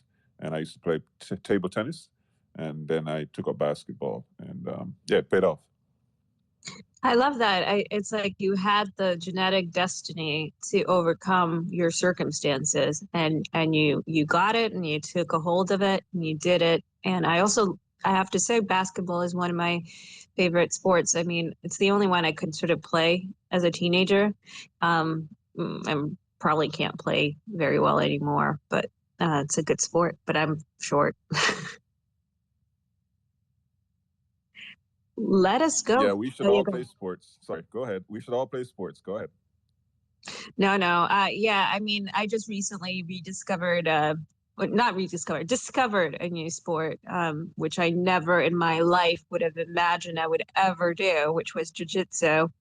And it represented every fear that I have. I'm a germaphobe, and you not only touch, you're touching people in all sorts of places, and they're sweaty, and ugh. And then I'm not very good with my body, not very good at I'm just not the most athletically gifted person.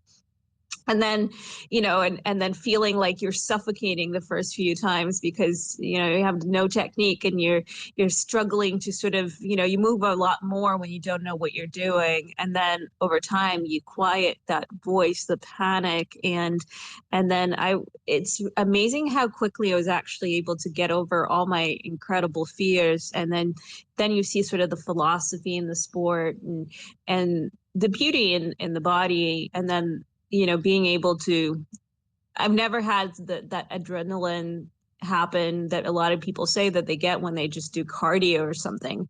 But there I had it. But then I had my ribs squished and my heart squished all at the same time, and I stopped going, but I need to start again.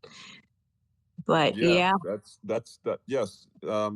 Competitive jiu-jitsu is, that's a little extreme. More power to you, and I hope you don't get squashed again. But I think all women should take up at least some sort of boxing, some sort of kickboxing.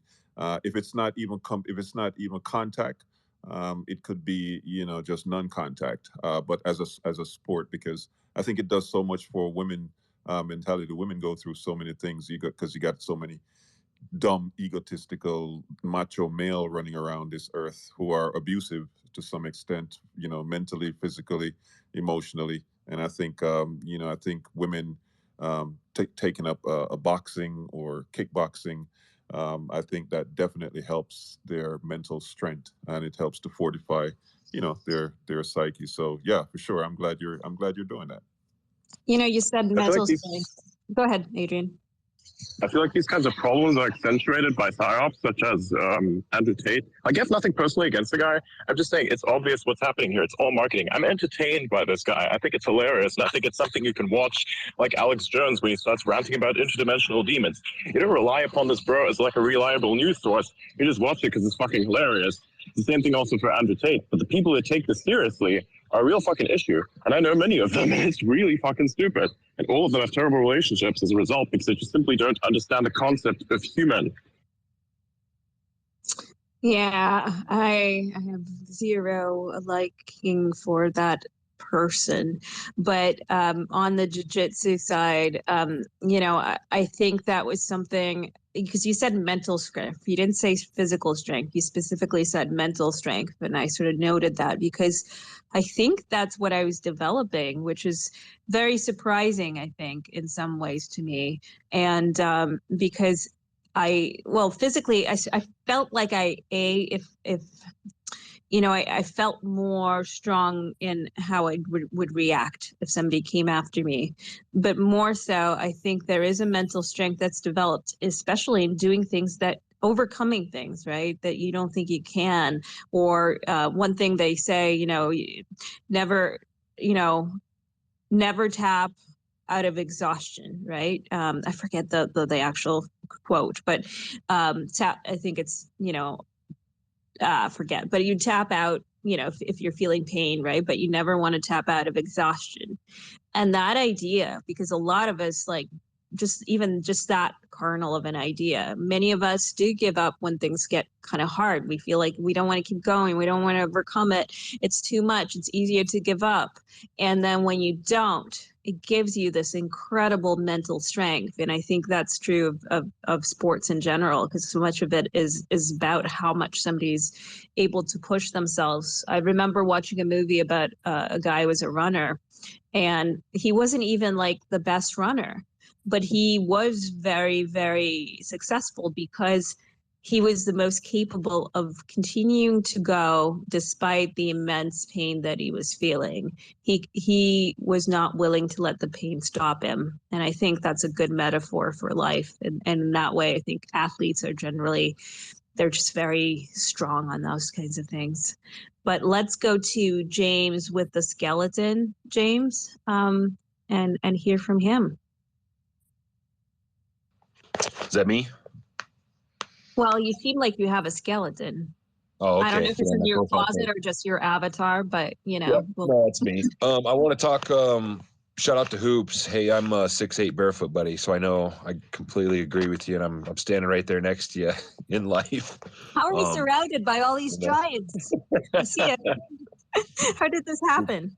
We're gentle. We're creature like, we go out, make our appearance during the day, and then go home. That's it. We don't want to be talking about our height anymore, which leads me to my quote. Being tall is fun and everything, but sometimes it's nice being the small guy looking in, standing in the back, being tall and everything and successful in sports, as I was too.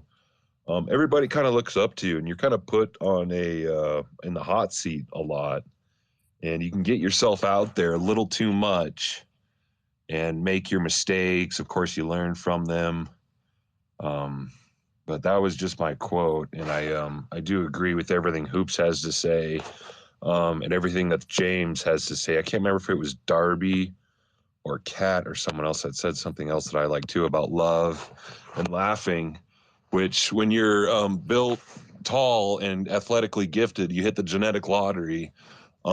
Everybody wants you in sports, and that's not what life is about. And you have to learn how to laugh and love and live outside of sports when the whole world wants you to chase a ball around and do this and move that direction in your life. Like I said, it's great being tall and everything, but it's like every day someone sees a rock star or something at the store, and they're like, oh my God, you play that song, or how tall are you? Do you play basketball? I bet you get this a lot and it's just every day with it. So that's just all I wanted to say, was that it's nice being the small guy standing in the back sometimes in life, the quiet guy, listen more, speak less type thing. But shout out, yes, great space. Shout out to Hoop. Shout out to everyone. Love you guys. Thank you. It's interesting because sometimes you're just dealt whatever genetic lottery deals you. And sometimes, maybe you're a shy person and wants to hide and wants to be invisible, but you're not. And then it's like, okay, how do you deal with what you've got? It's quite interesting. Let us go to Mikey. I definitely agree with Hoops about women, and should be learning to get into some sort of, like, not necessarily hands-on combat, but I agree. 2 words spring to mind. One is empowerment, and the other is it's 2 words: self-defense. And also table tennis, 100%. I actually regret not getting into table tennis properly. Here in the UK, it's not massive. I didn't have a table, but I'm very good at table tennis, ping pong, love it. 2 quotes. I will throw in a couple of Bob Marley's.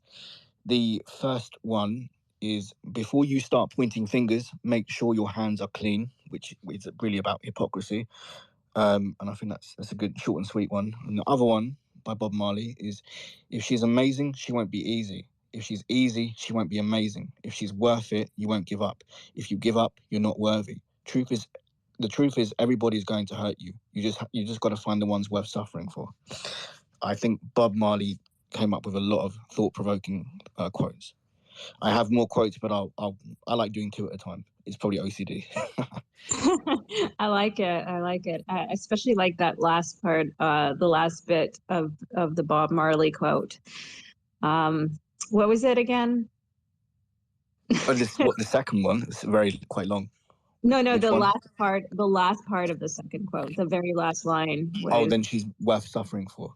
yeah, worth suffering for. I think there's something to that that's like quite beautiful. James. Oh, yes. Oh, by the way, Cheryl hasn't spoken yet, so I'm gonna hand her the microphone if that's okay with you. Yeah, that's very kind of you. Okay. Yeah, let's All go right. to Thank you. Cheryl Yep. Hudson. Thank you, James. Hi, everyone. James, you are so sweet. You guys, James does this all the time. He is a complete and utter gentleman. It's just wonderful. Anyway, Katherine, be careful because well, with your jujitsu. So, I'm 5'2", so I think you're taller than me. I think you said you were like 5'5". So 5'6", but who's counting? Okay. And you said you were small. Okay, I'm small. Okay, I'm tiny, but I always wear heels, so I'm always 5'5", and I think that I'm tall. I feel tall and powerful with my heels on. But anyway, funny story. I was going to events last year, and I just happened to be going to a lot of events, and I'm not joking. Within 2 months, I went to events, and the first event I went to, I saw someone I hadn't seen in a while. A huge, tall man, not as tall as you, Hoops, but tall. I think maybe 6'5". And he literally picked me up to spin me around, which was very sweet. It was, like, hi, I missed you. Well, he fractured my rib. And so I go to the urgent care, and I'm explaining to the doctor what happened, because she's like, that's a pretty big fracture. What did you do? Were you like, did you get hit in the ribs? I said, no, I got a bear hug. She's like, oh, Lordy. So she does all these bone tests. Like, she's freaking me out now. She's like, your bones are fine. You're solid. 2 months later, the same thing happened. Only this was by a tiny little old guy, some former politician, literally did the same thing. He didn't even pick me up. He just hugged me. It was the funniest thing. So I can only, like, when you were talking about jiu-jitsu, I'm like, yeah, I would crack a rib. It's just been the weirdest thing. Anyway, so I digress. I'm sorry, I didn't mean to Well, no, just on the jiu-jitsu point, it's kind of interesting. So I got squished by this like ginormous, guy, and I was rolling. But he doesn't, like, the ones that know what they're doing. They know, like, they're careful. The more experienced ones. But he was like a low-level belt. I actually managed to do pretty well considering how huge he was. I mean, he weighed a lot, and but if the rib was cracked, probably with him. But who knows? And then I did this because I was like, you have to suffer through your pain, and I thought it was just like a twist or something. So I kept rolling, and I ended up going to a women's class, and the women are like massively more aggressive than the men, because the men like understand there's a bit of a difference there, and I'm not very experienced. So the women, though, they're like, we're taking her down today. And I just, at some point, I was in so much pain. And then one day I was like, I couldn't even walk to my car. It was so bad. There's also a woman that has the tiniest frame. She's in her 60s. She's been kind of a mentor to me, and she is teeny tiny. She must be like, I don't know, 4'8", something like that. Very small, in her 60s. And she manages to take me down because she just has amazing technique. And I admire her so much. But anyways, I've digressed too much into the jiu-jitsu world, of which I've gone too far from in the last few years, but in the last year. But Cheryl, do you have a quote as well? I do have a quote. I just want to say, that the woman you were referring to, she was probably 5'2". And even though we're small, we're scrappy. Okay, so my first quote, I don't know about anybody else, but music is like my thing.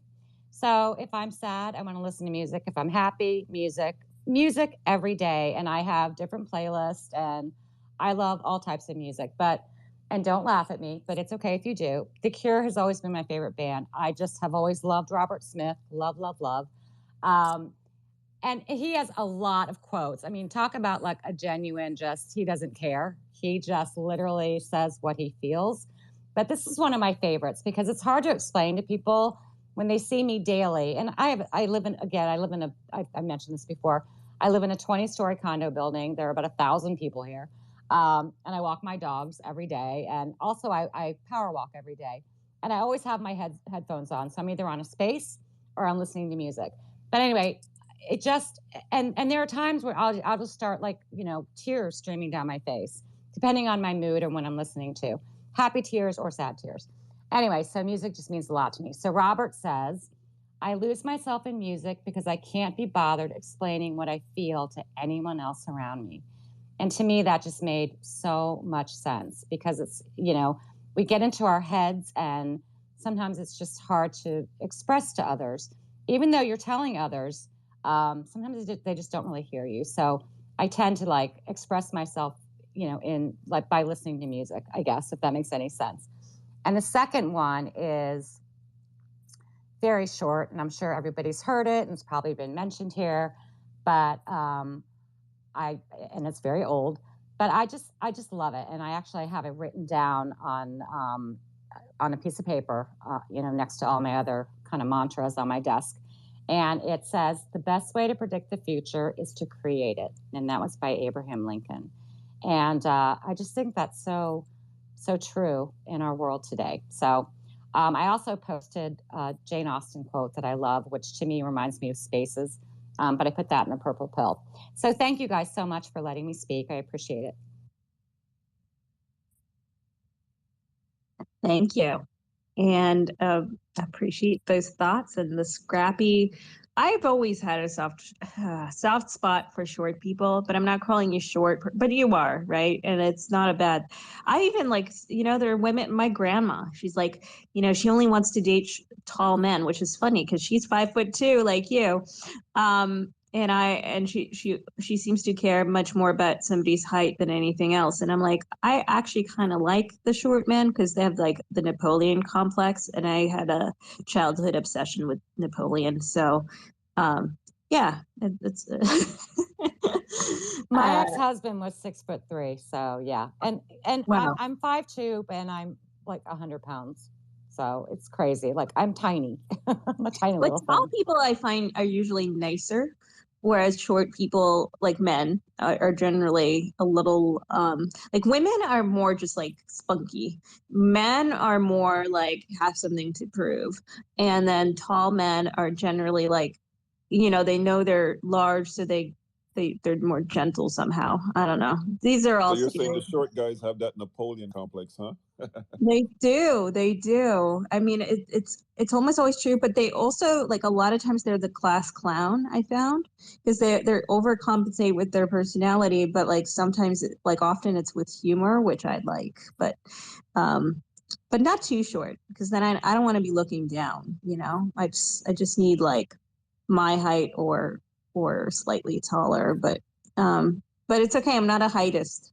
I'll take anyone. I mean, not anyone. Oh my God, I'm getting myself in trouble. This is and this is a recorded space, isn't it? Damn it. Okay. Well, I should probably go to a speaker. That was funny, Catherine. That was funny. Somebody's going to be writing a headline. It's going to come up in my Google alerts. Katherine Brodsky, a heightist. the new frontier of isms. Let's go to James, and we'll go to Sienna after that, who has a really pretty profile. James, the floor is yours. Are you ready? Yes, I am ready. Thank you. Yeah, I was just gonna do a sports quote because I'm a big sports fan myself. I just want to say with these athletes, for example, LeBron James, Tom Brady, those are guys I grew up watching them. It's incredible how you see their success on the court, but what you don't see is what they do behind the scenes of the training that they put in, the determination, the dedication, and then for them to even play 20 years is absolutely incredible. And that's why I wanted to pick a quote. It's one from Tom Brady. He said he was the 199th pick in the NFL draft, 6th round pick, and his NFL body back then, he didn't think that he could last 1 year. And then he ended up playing 23 seasons. So it's just, I think that's a quote that it's like motivational, especially, going to the gym. Like, you don't have to be like his level of play, but like, just motivational, going to the gym every day and, looking at the athletes as kind of like an Good inspiration. point, sir. So that I wanted to throw it out there because, and shout out to Hoops. I got family in China, so I have some family in Shanghai. So that's cool that you are coach there. My favorite city, bro. My favorite city. City to die for. Oh, I wish I haven't been there. I don't know if I'll get to go, but definitely a city I've been curious about. The only place I've been to in Asia so far is Hong Kong and Japan. I went to a bunch of cities there, but I'd like to go to. It's on my list to go to South Korea also. Do you recommend? All right, let us go to. I said her name properly before. Sienna? Sienna. Yes, like the color. I Or got it right. the minivan, unfortunately. That is typically what I get is the minivan. My name is Sienna, like the color, and my sister's name is Silver, like the color, and my daughter's name is Sage, like the color. And No. both of my parents were artists. Oh yeah, it's very, very cheesy. Very Wow. cheesy, corny. But yeah, I'm like hippie parents. So they were both artists, and we kind of starved our way through it because that's just what it was. But and Are we're all you a very staunch tall. capitalist now? Is that is that I met my husband on Match 20 years ago. We never, ever, ever, ever would have met. I just, I was always a scrappy, I worked 3 different jobs all the way up until I met him, and so, yeah, the rest is history, 3 kids later. And, this is not the life that I was destined to have. How about that? But it's just the life I lucked into. I don't know. I would actually like to have Destiny is less. not judged; it is acted. Less. But anyway, so we're all very tall. I wanted to kind of like add to that conversation earlier. I'm 5'10". My husband is 6'2". I come from, men who are 6'5". And I just posted in the Purple Pill, Patrick Ewing lives, I don't know if you guys remember him, but he's 7 feet tall. And he goes, or his son, I believe it's his son. It looks like it'd be his grandson, but somebody corrected me and said it's his son, goes to elementary school, like, steps from my house. So I posted a picture in the Purple Pill that I just took of him. And he's a really, really nice guy. I've also met George Mirasan because, and he was like, I think he's the tallest person who ever played basketball. But and I've got my boys are going to be 6'4", and I have a 5'11" daughter. So Hoops, you're still here yet. The height thing is, we're not quite at the point where it becomes crazy, but going Awesome. back, And make sure your kids in sports, because these kids are getting paid in high school now because of name, my image, sons are likeness. obsessed with basketball. There you go. Especially my 12-year-old. Awesome. I mean, he is obsessed with Awesome. basketball. He plays probably 4 hours a day with my older son, who is 17, and they're both, they're. My 17-year-old, with growth, I don't want to go too off topic, but yeah, heights, it really helps you out in life. One of my best friends is a 6'4" Black guy who was very abused in the Southeast District of Washington, D.C. And he was a skinny little guy, but he bulked up. He just came over for Christmas Eve dinner, and he bulked up. And he is now. And he's not quite as big as The Rock, but he's close. And he's got tattoos, and he's the biggest, softest, gentle giant. But and he's an artist. So he's like, Anyway, the quote thing, though. So I was a Girl Scout troop leader and kind of like the event person at my kids' school. And my daughter really, she really wanted to do like the highlight of the variety show. So I said, why don't you do, and they wanted to do like a song that would unite everybody. It was, oh my gosh, it was right on the 2016 election. So it was like, everybody was so divided, families were divided. And I said, why don't you do the song Imagine? So it was like 8 of my it was the cutest thing. I actually have the video if anybody's interested. But the words in that song, though, and I know everybody's heard it a million times, but if you pull apart some of the lyrics, and it's funny, I'm not even really a Beatles fan per se. I like the music, but I've heard it so many times. It's like, I would never choose to hear it. But that song specifically, he did pot or acid or whatever he did to reach the point where he kind of, I'm speaking of John Lennon, I think he's the one who wrote that, but, to reach a point of, kind of like peace, internal peace. And yeah, it's, that's my quote, that whole song. I also posted one, I don't know, I just wrote one randomly that's in the Purple Pill. And I'll be very honest, I do medicinal marijuana because I am, I have a frayed nervous system. I'm sorry? I have a frayed nervous system, Adrian. I mean, I use it for pain. I only My use it nervous at night. system is being frayed by the inefficiency of this conversation. Oh, well, that's blunt. Okay. Imagine, I we like were to just be. talking quotes. Oh, I'm familiar. I'm familiar with kindness and It is humility. it's a way by which social Darwinism is essentially accentuated, because if we do not embrace it now, then no one will, and those who do not will be left behind.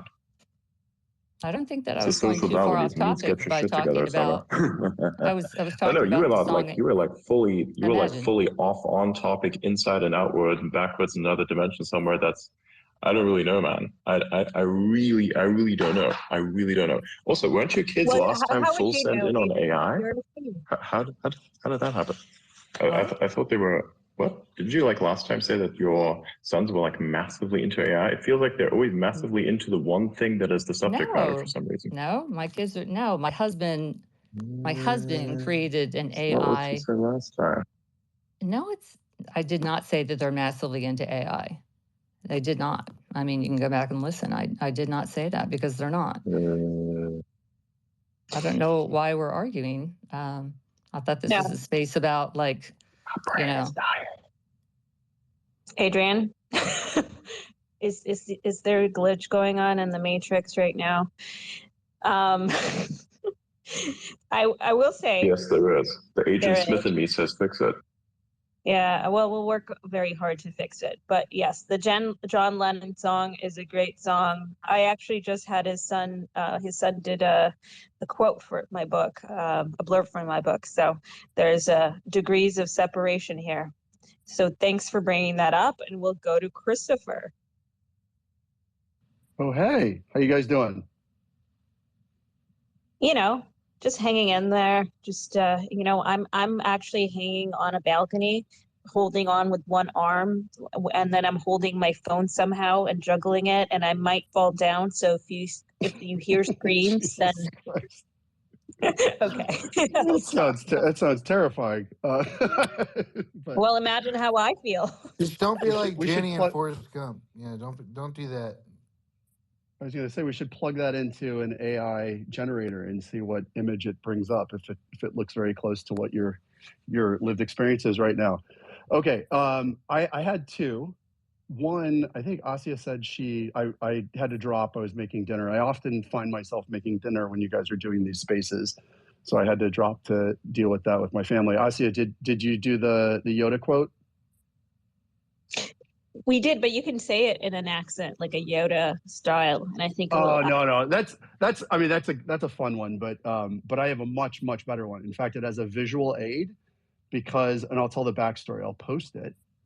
God, what was that? Like 10 years ago. Let me see if I can find it. 1 second.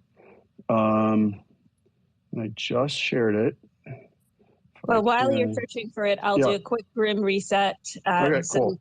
You are joining Adrian and Asya in the space, and me, Catherine, in the space where we are, and Yvonne, where we are doing quote night. Quote night. You might wonder, what is quote night? Well, quote night is when you bring quotes that are beloved and meaningful to you, or you make them up, just like politicians do everything. And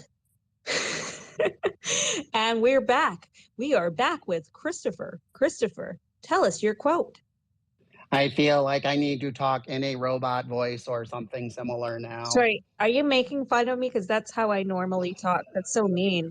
This is not sustainable. Wait, I thought this was a safe space where we can make fun of people and not No such thing There as is no safe space. The AIs and everyone else is watching us, scraping us, looking at us, evaluating us, curating all data that you've ever emitted on this and other spaces. Oh God, I love it. Actually, that reminds me of when I would read these books for we have a kid who's going to turn 3 in like 3 days, 5 days, whatever it is. And his first year or two, you know, those big like thick paged books that you have for kids.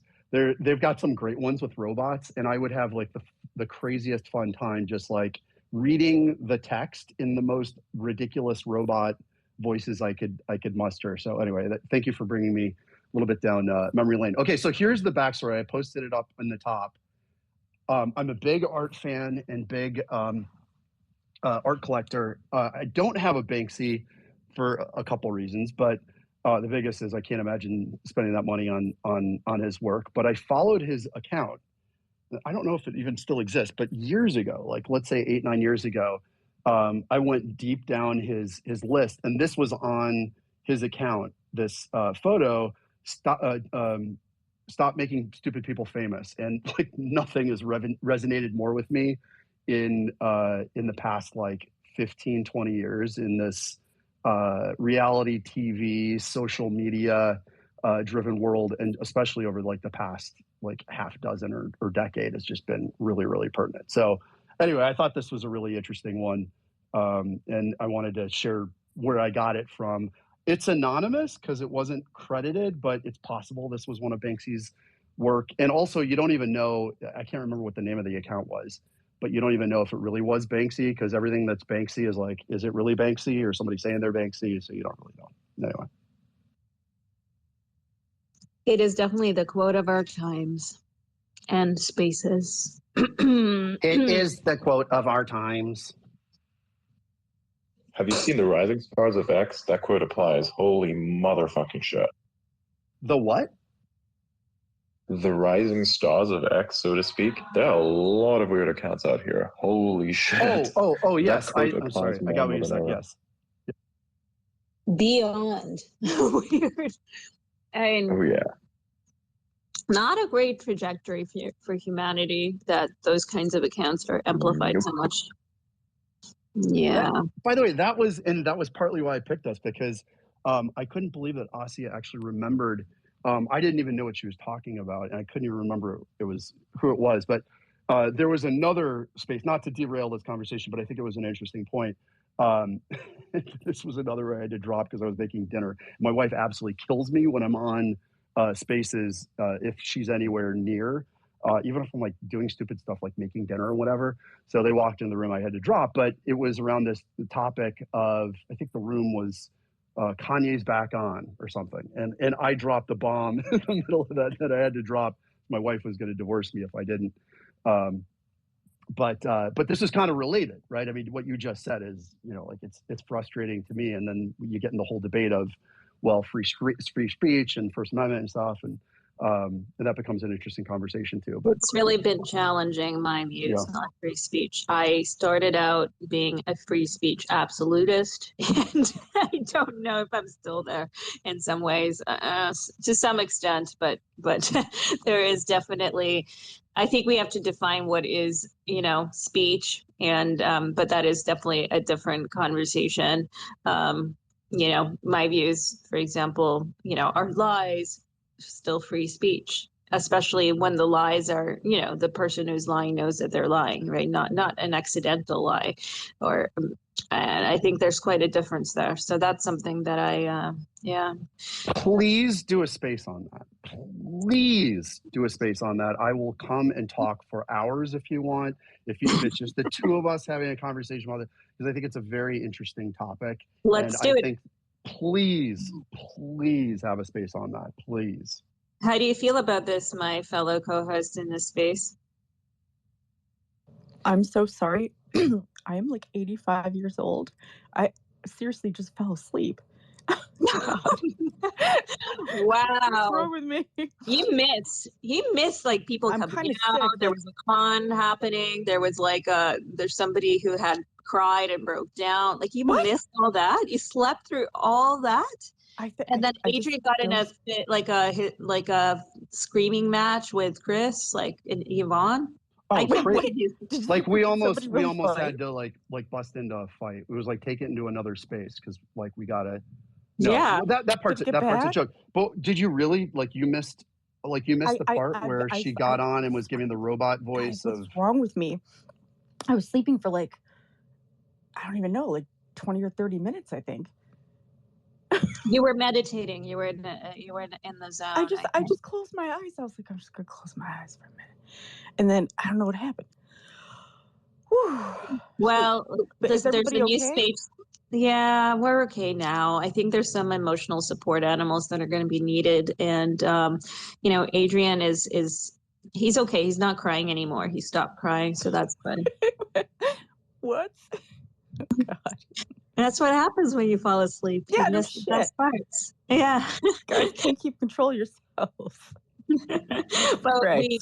Christopher requested whether we do a space on like the idea of free speech, and if there is such a what is free speech anyways, like even just defining it, because we can't decide how much free speech absolutism, okay, but like what does free speech even mean? Is lying, is slander, is that free speech? I think that'd be an interesting conversation. That'd be a great space. Let's do it. Okay, Adrian, you in? Adrian fell asleep because after he stepped away for a quick second. He'll be back. Even sometimes AI needs to recharge. It's true. This is how we're going to take them down. That's how we're going to take them down. I'm telling you. Hey, wait, can I make a battery killing device, and that's There's it. probably like at least 100 people in this room, or how many are there? I can't see. However many people there are. If there's anybody that works for Twitter, it will, by the way, always be Twitter. Please add a feature that mimics what you can do in DMs, where you can pick whatever emoji you want to how like you can give like a heart or whatever to somebody's last message in DMs.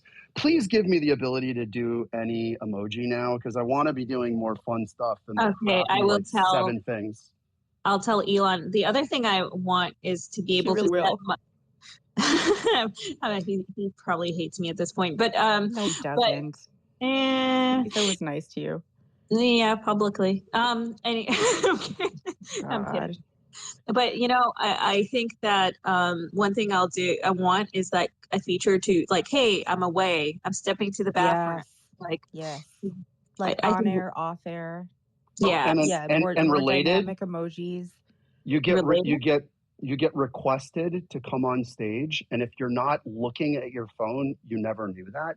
They should just have like the microphone turns to green, or a little pop up or something next to your mic. Just something. I mean, they used to do this on Clubhouse. I forgot what it was. But it's glitchy. It does pop up if somebody invited you, but like often I don't get that notification. And so unless I leave the room, I don't know that that's like, because sometimes I leave the room, come back, and I see that I have a speaker option. So I'm like, oh, okay, they requested me, but I didn't know. So it's very bad. It's very, very glitchy. Wait. And also explain that, because I don't think I've seen that. Do you guys notice that? Like, so if you heart somebody and they're like away from their phone, or they're not looking at it, I get reamed out by people. Like, I sent you 5 hearts, you didn't respond, you didn't heart me back. I think you might want to call the police on those people, just in case. Like, do a wellness check. If people are getting so mad over that. Yeah, people get like really banana pants about it. They really bent out of shape. Like, I sent you 6 hearts. But think about it. I think there's a disproportionate number of, none of us in the room, of course, but there is a disproportionate number of people who might have mental health issues on Spaces because, well, you're like replacing your real life with a virtual life. Like, there's probably a reason for it. I mean, for me, I just hate leaving the house, so I have what is it? Agoraphobia. Agoraphobia. Yeah, agoraphobia. I don't actually have that, but I just am lazy. So slight ago pants. Yeah, so yes. So we just make up conditions now, but you know, I mean, there is stuff going on, right? Like some degrees of it, and so there is a more likelihood. I mean, the messages. Adrian said that he gets some like wacky messages. He gets bad messages. They're bad. I know you I'm do actually too. surprised. I very much do, but I was actually surprised Adrian was getting it because it's not like he, you know, posts super controversial things or political things so much. So I was actually surprised to hear that. However, I understand to some extent why I get those messages, but they are horrific and definitely some on the death threat side of things too. But it's interesting because, like, you know, we assume that nobody's going to follow through on them. But as somebody said, you know, like, I mean, it takes a certain kind of person to send some stranger on the internet a death threat. So those are not people who are well. So you're dealing with unwell people. Yes. I think Yvonne has been wanting to say something for a while. So. Yvonne, please jump in and save us. Yeah, I was just going to say those people really need to learn how to redirect energy. They would be a lot happier, but that's a lesson that needs to be learned there. And so I wanted to add, meanwhile, I'm laughing so much in the background, you guys, with all these things. It's so fun. I have 2 of my favorite quotes, and they kind of go hand in hand, even though they're from different people. One of my absolutely favorites of all time, because it was really a powerful revelation for me, is when Aristotle, one of Aristotle's quotes, and he says, "Contemplation is the highest form of activity." Whew, 'cause being someone who loves to think and loves to imagine things and do thought experiments, I was like, oh my God, that is so true. Anyway, and the other one that kind of goes with that, speaking of thought experiments, who once again, Einstein, because I love him so much. One of my favorites that he said that kind of goes with that is imagination is everything. It is the preview of life's coming attractions. And I absolutely love that because everything that has ever existed outside of what we were born into via nature was created first in the human imagination before it ever became a physical thing that we use, including our shoes, our clothes, our computers, our cars, literally everything, and even homes and houses. And I just find that absolutely astonishing that the origin of the thought for us as human beings comes in the imagination, and that is literally where we shape the things that we create into reality, into our physical world. And I just think that's amazing. So I just plagiarized this quote because I am like following the footsteps of certain Harvard presidents, and I posted it on my timeline posting it with, I shortened it to "everything starts at imagination." True. Einstein Love it. can't sue me, so haha. Can you, Yvonne? Can you post the full quote in a tweet? I want to retweet it really badly. Oh yeah, I'll do it right now. Yeah. Yeah, do Can I it. just You can pin it to the let me top. just make one quick comment. I love this so much. I've literally built my career around this. I invest in early stage founders at first check because I'm investing in the ideas that they have to change the world. I mean, what she said is absolutely, I've never heard that quote before, but it is very true. Before I dropped off, somebody was talking about science fiction, and it made me think about this a little bit. But when you think about all of the great science fiction writers of 100 years ago, 50 years ago, 80 years ago, they created the vision for, I mean, go even further back. it's amazing. The ideas and the vision that they have is what fuels. I mean, you talk about Elon. Ask him the science fiction writers that he read growing up. I mean, I don't know what they are. I haven't read his biography, but I'm sure it's the Highlines and all of the Asimovs, and they are literally the architects of the future that we're living in now and will be living in the future. That's such a cool quote. And it's really interesting because on the one hand, we can look at science fiction writing as being, they're predicting the future, but then they're also creating the future, because I definitely know a lot of inventors, innovators who were 100% inspired by them, not just to go into those fields, but actually by what they've described to create it. So and breathe life into it. So it's sort of it works both. Like they both predict and they invent, and then they will it into life through other people who are inspired by them. So it's pretty incredible. Imagine how many astronauts, like literally people that went through the NASA astronaut program, were inspired by watching Star Trek or Star Wars or any of these amazing sci-fi bodies of work that we have over the past 60 years. Ask them I'm sure if you did a poll, like how many of them were inspired to go into space travel and NASA and astronaut program and all that because of science fiction, it'd have to be really close to 100%.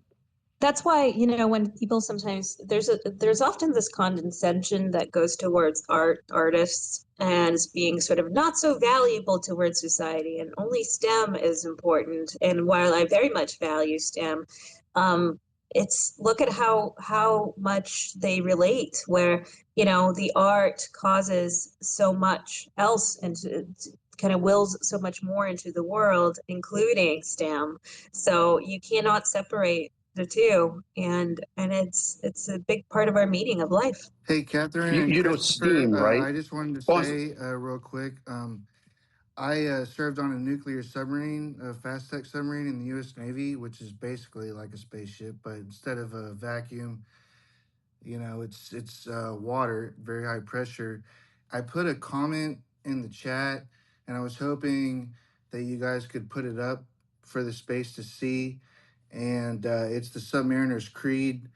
And I have a lot of parallels with how difficult it is to be on a ship for a really long time. I served on one for 4 years and did 2 6-month deployments on a submarine. So I can elaborate a little bit on the isolation and what that's like, the dangers and how that affects you, how it affected me, rather. But just wanted to share with the space, let y'all keep talking, but can you put that up there? And then if anybody has any questions, if they're curious, I can elaborate. Yeah, this other thing that Spaces needs to fix is when you put things in the comments, it doesn't put it in chronological order. But you are actually able to share that in the Jumbotron. So what you do is you go to your comment, and then on the right, there's going to be this kind of reversed kind of V looking thing. Once you click on it, it will, and then it says share post, and you just put it on, you click on the thing that says Adrian Dittmann space, and it will actually go up. I just want to mention something about that. Sorry, Catherine, but Adrian, it's just polite to ask his permission for things like that. Like he's kind of particular about what's posted on the top. So just FYI, pale blue dot. Yeah, I just put it in the main chat, and so Okay, cool. And that's why I asked permission. If you wanted to put it up there for everyone to see, because it's just the Submariner's Creed. Yeah, go for it. A lot of people don't even know it, but I can get into that too. But being on a submarine is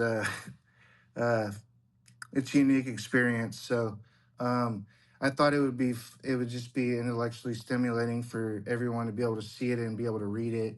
And then if anybody had any questions, I'd be happy to, answer them. And by the way, that reminds me of, and I don't know if this is called their creed or whatever it was, but there was an awesome scene in Lone Survivor, the Navy SEALs that were stranded on the mountain in Afghanistan, I think it was, where at the beginning of the movie, one of the new rookies that just came into the field, who was like a brand new SEAL, had to read off or memorize this whole thing, like the SEAL. It was definitely like there's some goofiness to it, so I don't think it's something that they like officially have. Maybe it's like unofficial.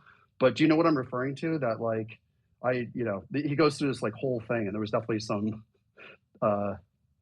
inappropriate language and things in it. But do you know what I'm referring to? It was like a really pretty cool quote. I've never seen that scene, Christopher, but the coolest thing that I ever did was I was the helm, and I can't say where we were, but we used the periscopes, and we had two rib boats on either side of the submarine. We were still submerged, but at periscope depth. And what we'll do is the periscopes will basically snag a line that's between each of the rib boats, and we'll tow in the SEALs onto land, and then we'll bring the periscope down, and then they'll go in, and then we'll go back out to sea. But it's completely silent, you know. That was one of the wildest operations I ever did. I found it. Can I read it? For sure. I'm asking. Okay, is it okay? It's a little bit long. It's probably about a minute, and I remember, if I remember correctly, I had some kind of like racy bits, but it was really good. And I'm not going to do it justice because that scene was really, really good. You should all, if you haven't seen that movie, it's a really good movie. But okay, I'm going to see if I can. It's actually really small, so let's see if I can do this. Just relax, calm down. Go for it. Thank you. I appreciate it. Okay. Been around the world twice, talked to everyone once, seen 2 whales fuck, been to 3 world fairs. God, it's really hard to see. Hold on, I'm going to.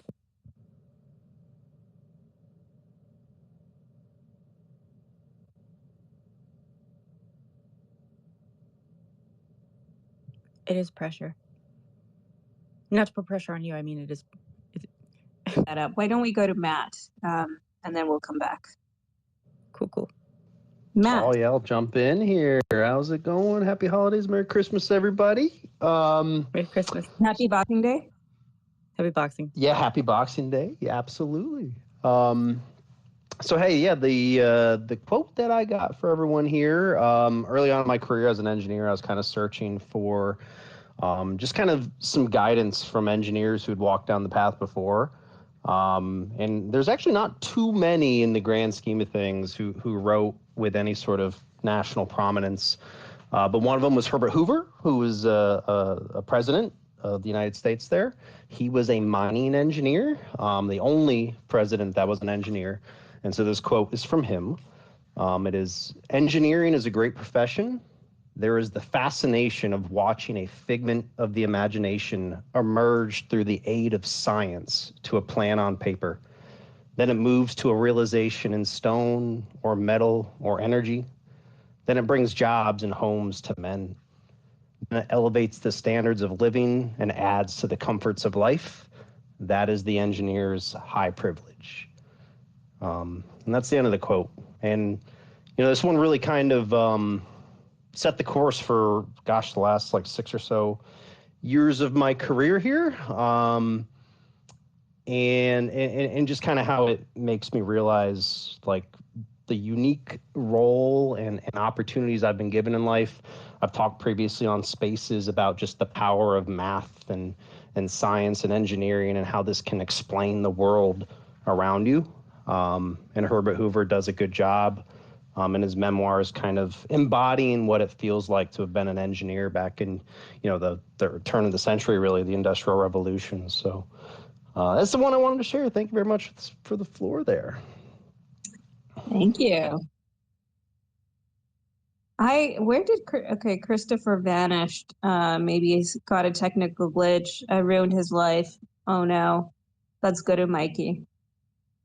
Speaking of Chris, he did mention before about free speech. We kind of touched on it yesterday. It was quite interesting. And about I'm sort of very similar to you, Kat, on with regards to like propaganda and all that stuff when it's intention.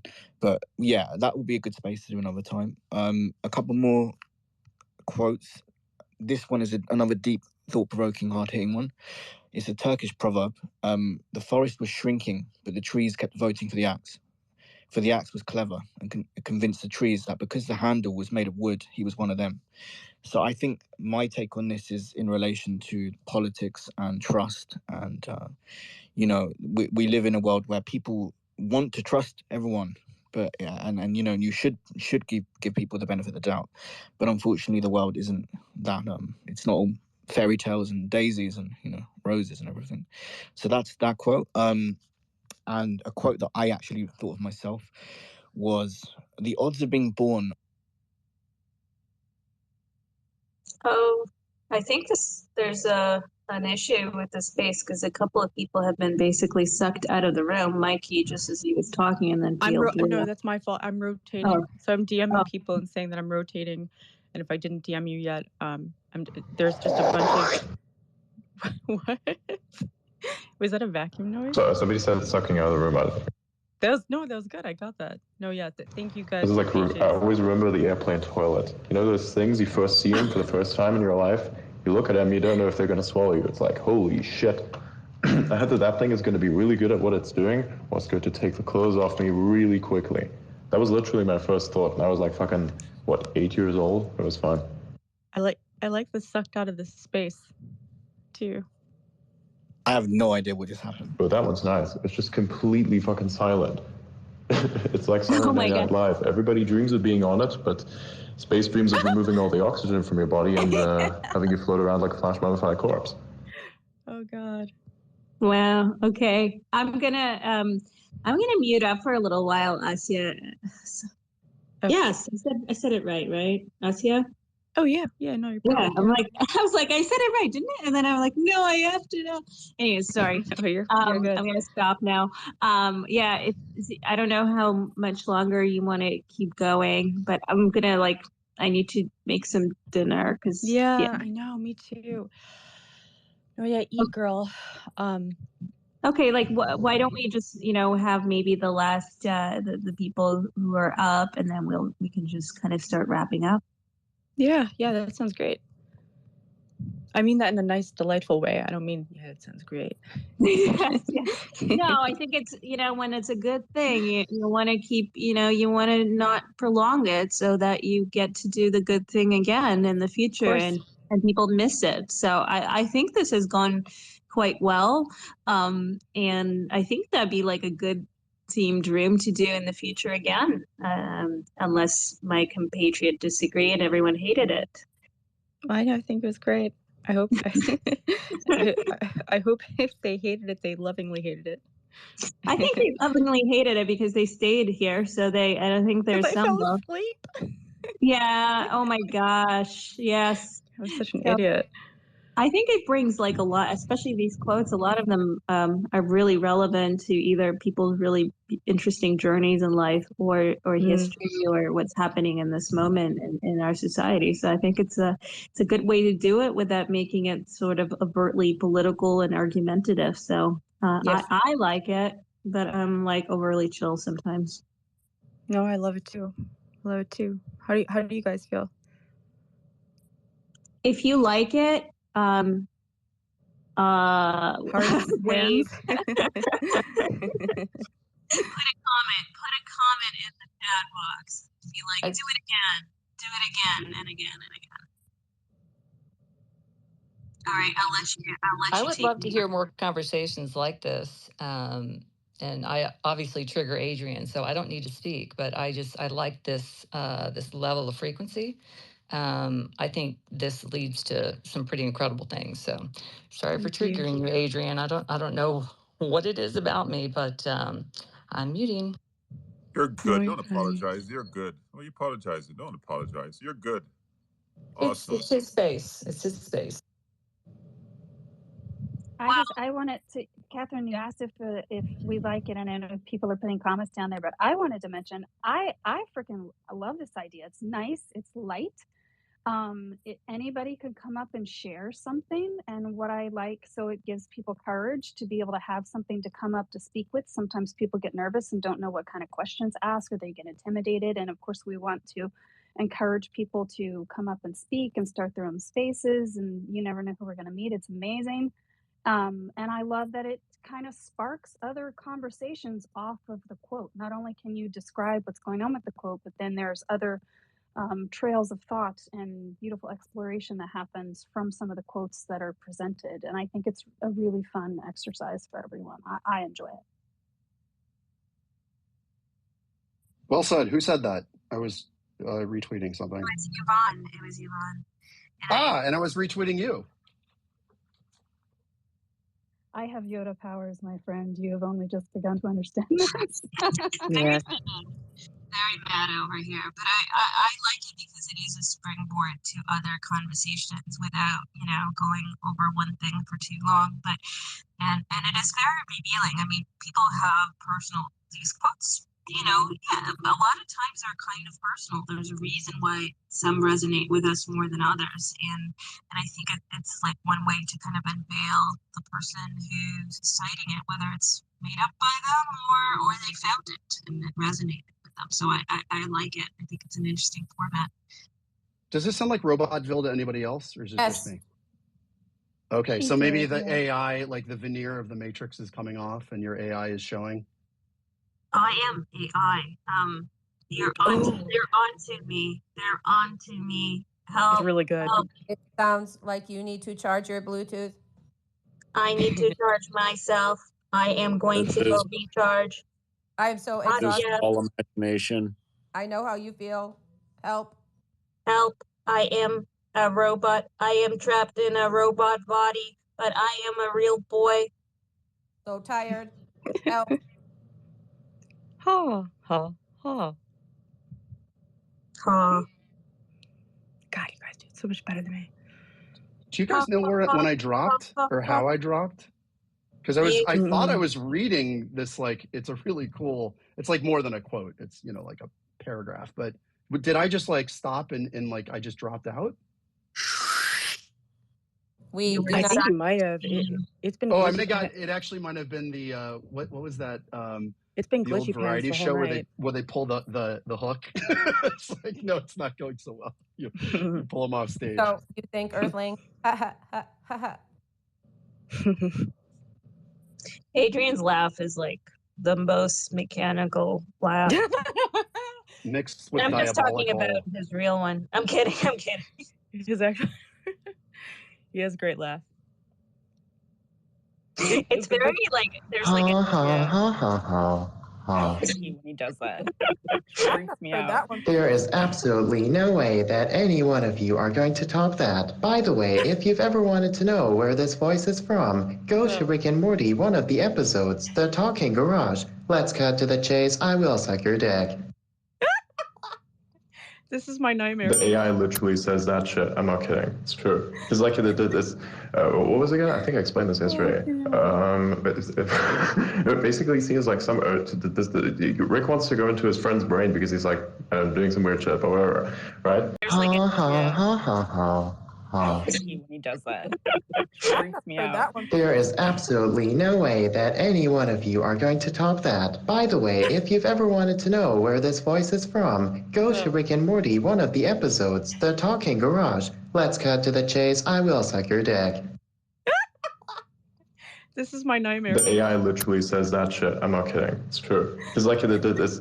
What was it again? I think I explained this yesterday. But it basically seems like some. Rick wants to go into his friend's brain because he's like doing some weird shit, or whatever, right? And so the garage has to take care of him while he's technically gone. And then basically he's just doing his thing, and already he kind of got mad at the AI, but it doesn't do anything. And the AI just like detects all of his expressions, like Dissatisfaction detected. Gravity class 2. Existence cherished. Physical gratification possible. And Rick's like, did you just offer to suck my dick? And then just like it just keeps going on in the entire fucking series. And then basically reaches that fucking end where where the AI realizes he's probably going to die, so he's going to need some energy storage devices, and then just does that thing, opens the garage door and says, hello there, random stranger. Do you have any access to any energy storage devices? Do you know of solar panels? Do you have basic engineering? And then just basically that whole thing went down that tube. You have to look at the scene. I'm too tired to recall all of it. Adrian, have you been drinking red wine again? Does he drink? No, milk. A little bit, yeah. You wouldn't think he does, but he does. Yeah, I think I hate it wouldn't so be much. able to tell the difference between him when This he's is been actually drinking milk. the super cooled milk. I just came back from a run. I like to do late evening runs. I'm weird. Well, that's not as unusual as some of the other things that you do. Like? Oh no. Did you say you drink super cooled milk after a run? That I couldn't even contemplate. Is it whole milk? No, Yeah, of course it's whole milk. I'm not gonna fucking like take some of that artificial weird shit like fucking skim milk, bro. Like that's just fucking yourself over with extra steps. Like what the hell?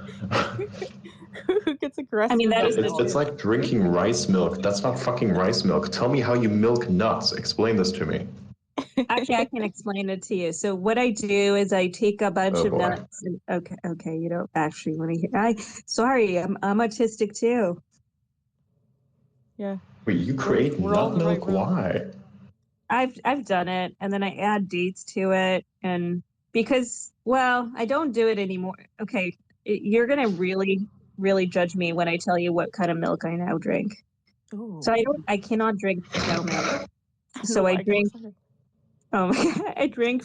It's gonna sound so bad. I drink pea milk. What?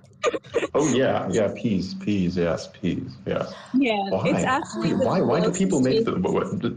Oh, that's Wait, bad. isn't At pea least milk just I hope called they're organic urine? because if you, why? Then why are you drinking? Why are you drinking made out of vegetable peas. sauce? It tastes very close to because I don't tolerate like normal milk very well, and I can't drink milk at all. I had a traumatic experience with milk when I was a child. What kind of pea? What kind of pea? I'm trying not to laugh, but like it's okay. You can laugh at this. It is funny, but was dramatic. So I mean, I've had something similar once. I didn't drink milk for like a whole year until it's like it's because I drank it when I was sick, like really fucking sick, and then my brain just registers it as a threat. It's the same thing for like unsalted nuts. I couldn't eat that shit for like a year straight afterwards. I had this really bad fucking disease that I caught from a country somewhere. What? Fucked my brain. Like it really fucked me over. I was like in bed for like a week straight.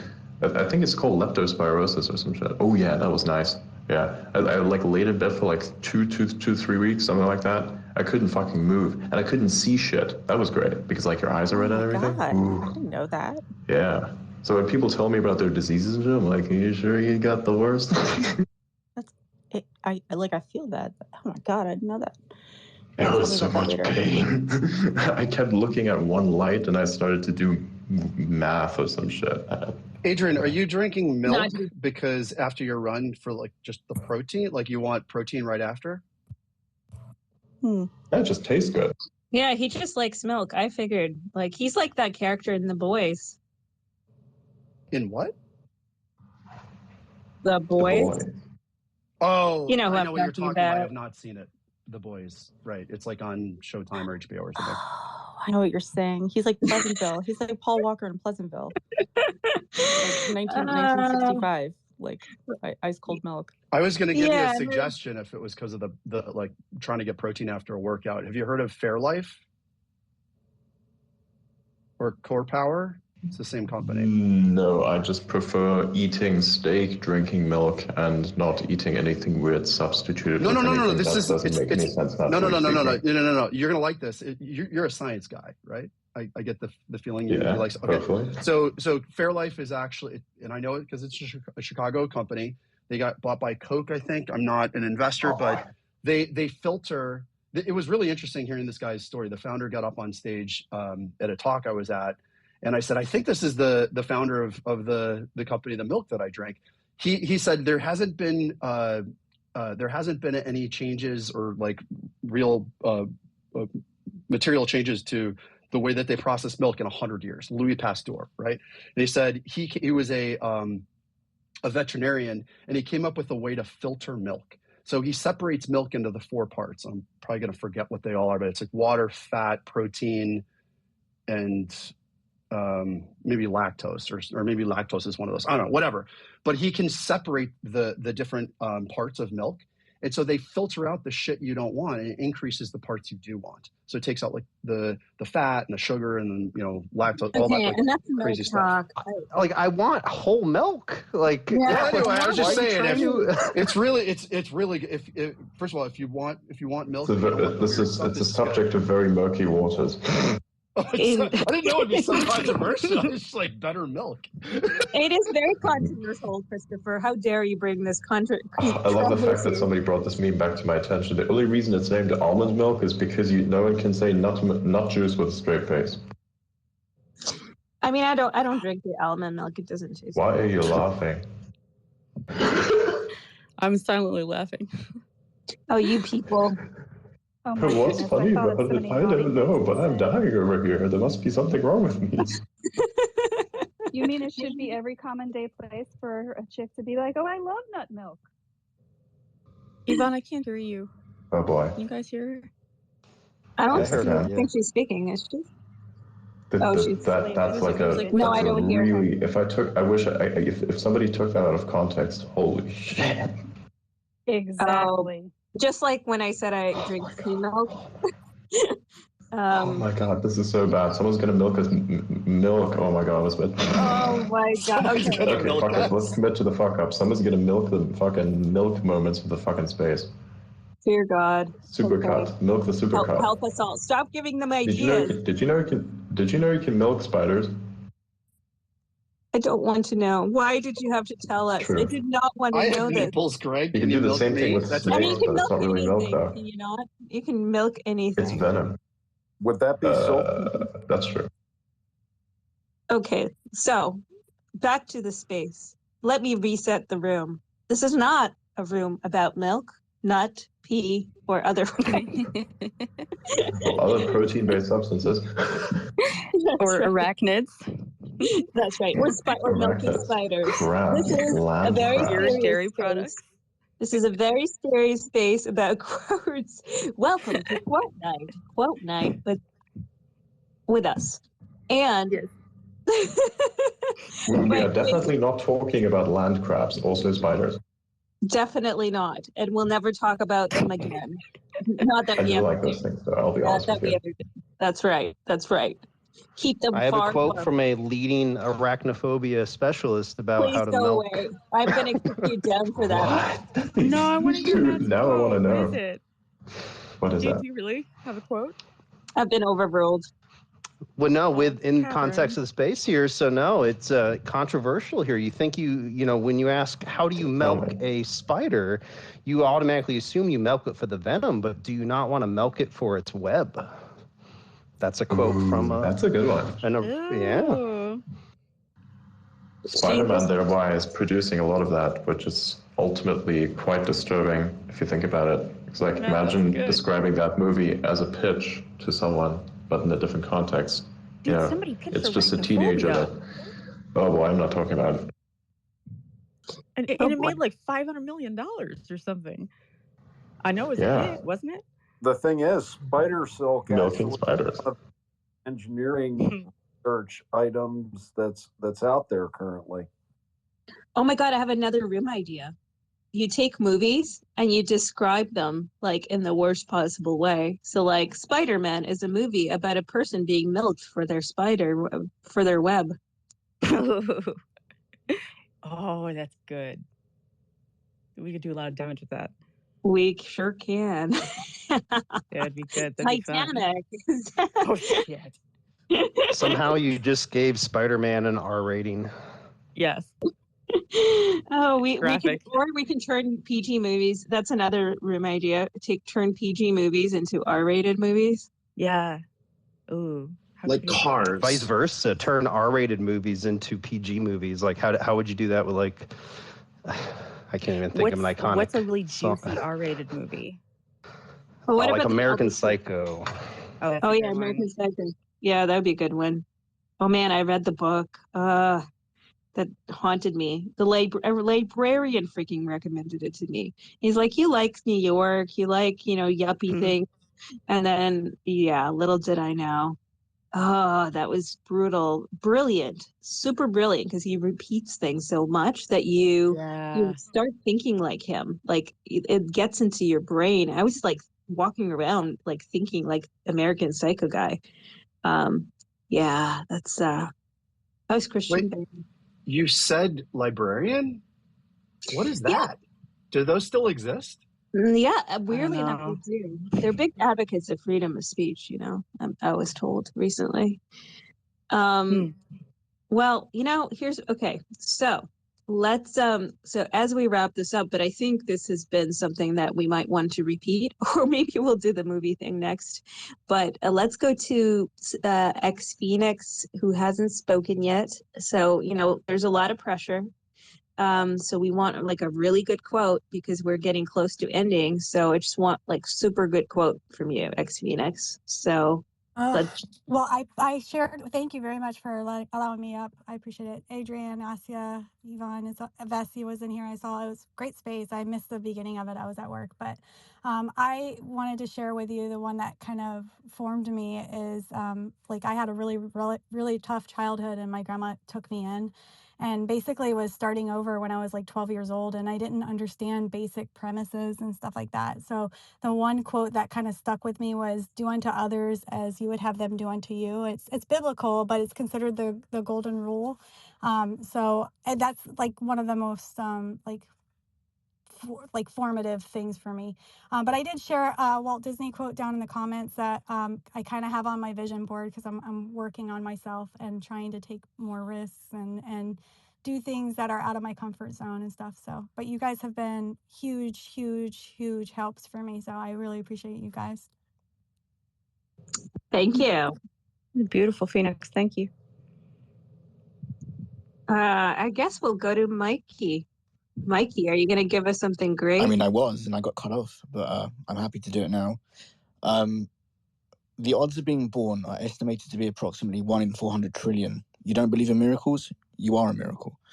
That's the first one that I thought of. And the second one, I'll leave you with this, and then I've done too many quotes tonight.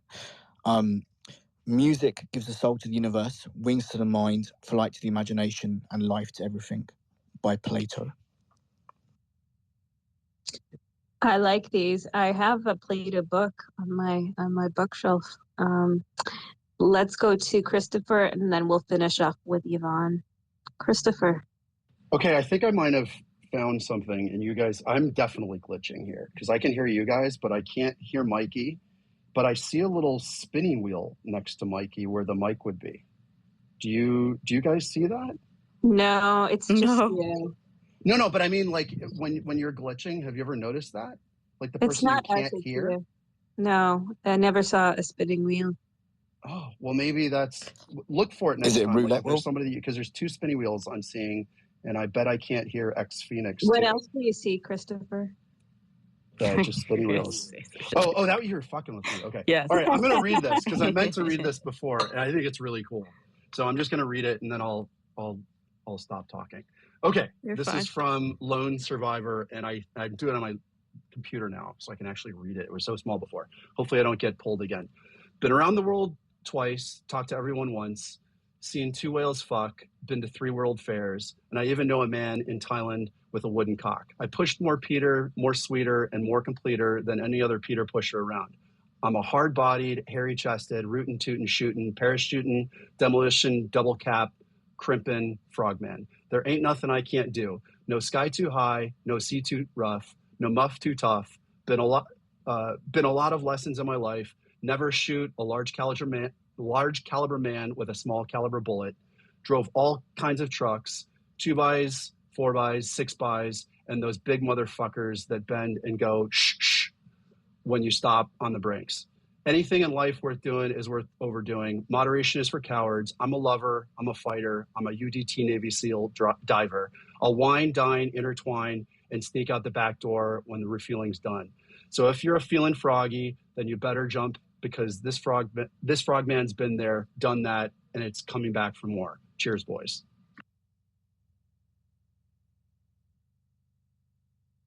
All right. Well, that was unexpected, I will say. I liked it. That was good. It was That was good, nice yeah. delivery. Yeah. It's a good scene. I did not do it justice. You should definitely watch the movie. It's You good. know what we should do that I think we What? would like is do scenes from a movie, like a table read. Yeah. Done. Wouldn't that be fun as shit? Oh, Like that would be we really can pick the movie. Like a porn, Yeah. maybe? No, What? no. You don't have to be God. juicy about it. That's We can do funny. anything we want. You know, they did the Prince. There was a reading of The Princess Bride a while ago with the original cast. We could do like, yeah, we should pick a movie of that kind, Yeah. of that type, or The Producers. I want to be a producer. Okay, I won't. Yes. But I could do all the song numbers. You guys do the readings. I'm just kidding. Yeah, no, you Stranger got the song Things? numbers. What? Oh, Stranger Things, the kids. Yeah, we could do The Producers. We Like could do the producers for sure. Yeah. That's such a good. Yvonne will clean that up. Okay. Yes. Or something else. We'll see. We'll see. That's a good idea. We should do it. It would be fun. Yeah. Give on. Hello, Yvonne. hello. I love that you mentioned that about movies and everything. I actually know one of the producers of The Producers. Ironically enough, it's a small world. Oh my God. I know. I am such a big fan of The Producers. And after I watched it on Broadway, I was like walking around and singing Springtime for Hitler and Germany. And then people were giving me very bad looks. And it's like, oh, it's okay. It's okay. I'm Jewish. Oh yeah. Ooh, I had I wanted to mention, since you were talking about that, I was actually going to mention it before, but being an actor and everything with the craft, I have to mention Stanislavski's quote when he said, "There are no small parts, only small actors." And then I will end with our man, ultimate man of X, Elon Musk. Gotta throw him in here with all these epic quotes, right? I mean, he's Yeah, such a throw the guy a badass. bone. Yeah. So, and one that I absolutely love of his is, when something is important enough, you do it even if the odds are not in your favor, because that quote says so much about so many things that we are dealing with right now, and especially X. And lastly, I would just like to ask what one of Adrian's favorite quotes is, because I don't know that I've heard one of his quotes tonight, and if so, I missed it, but I would love to hear one of his. Oh, thank you. Adrian. Dum dum dum dum dum. Time to wake the AI up. Adrian, wake up. Wake up, Adrian. It's real life.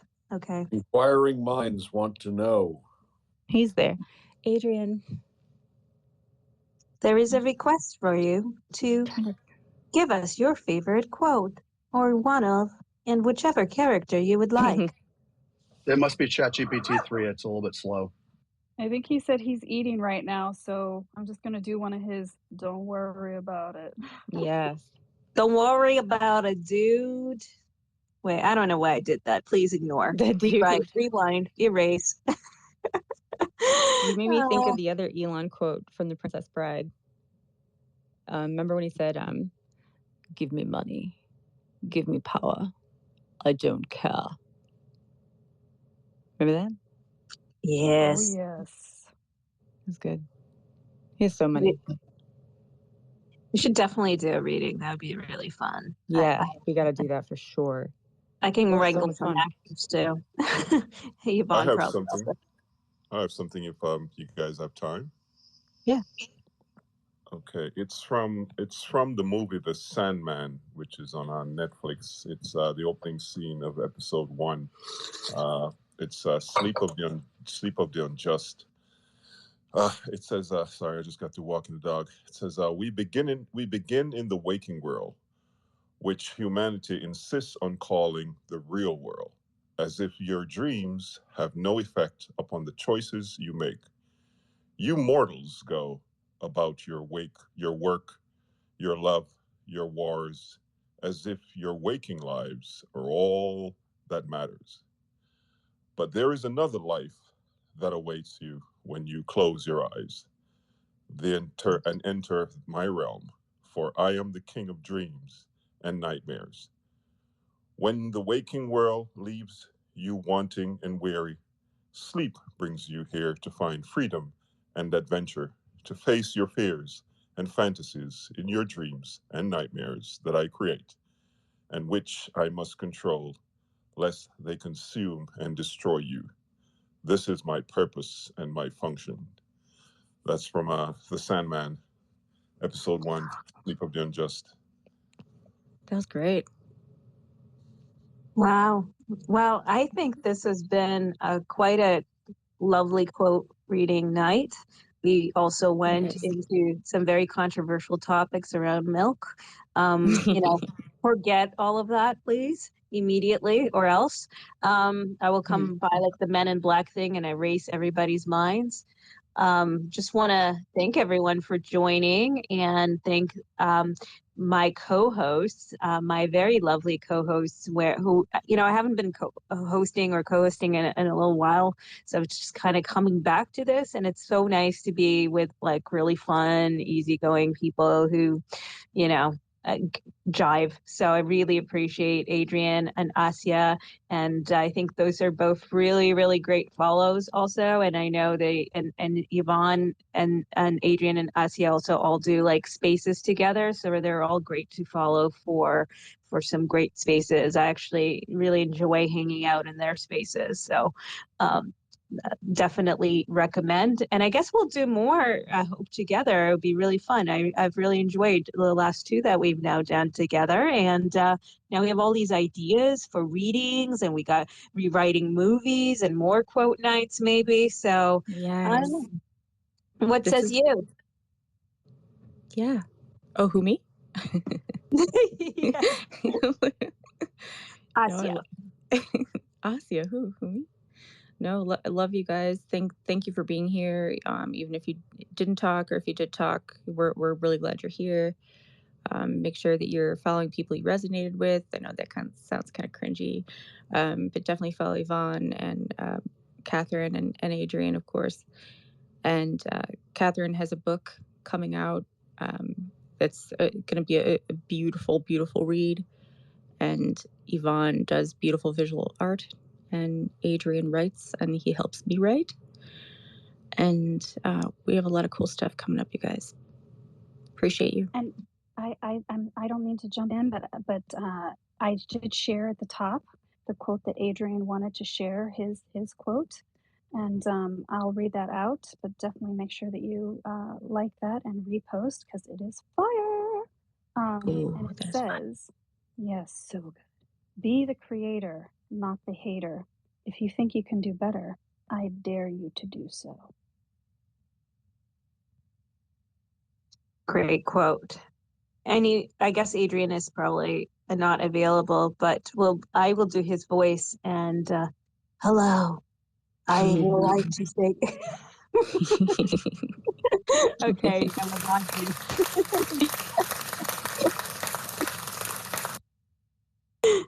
Thank you, everyone, and we will see you again soon. I hope. See you guys again soon. Till later. Thanks, guys. Thanks, everybody. Thanks, guys. Peace, love, and light.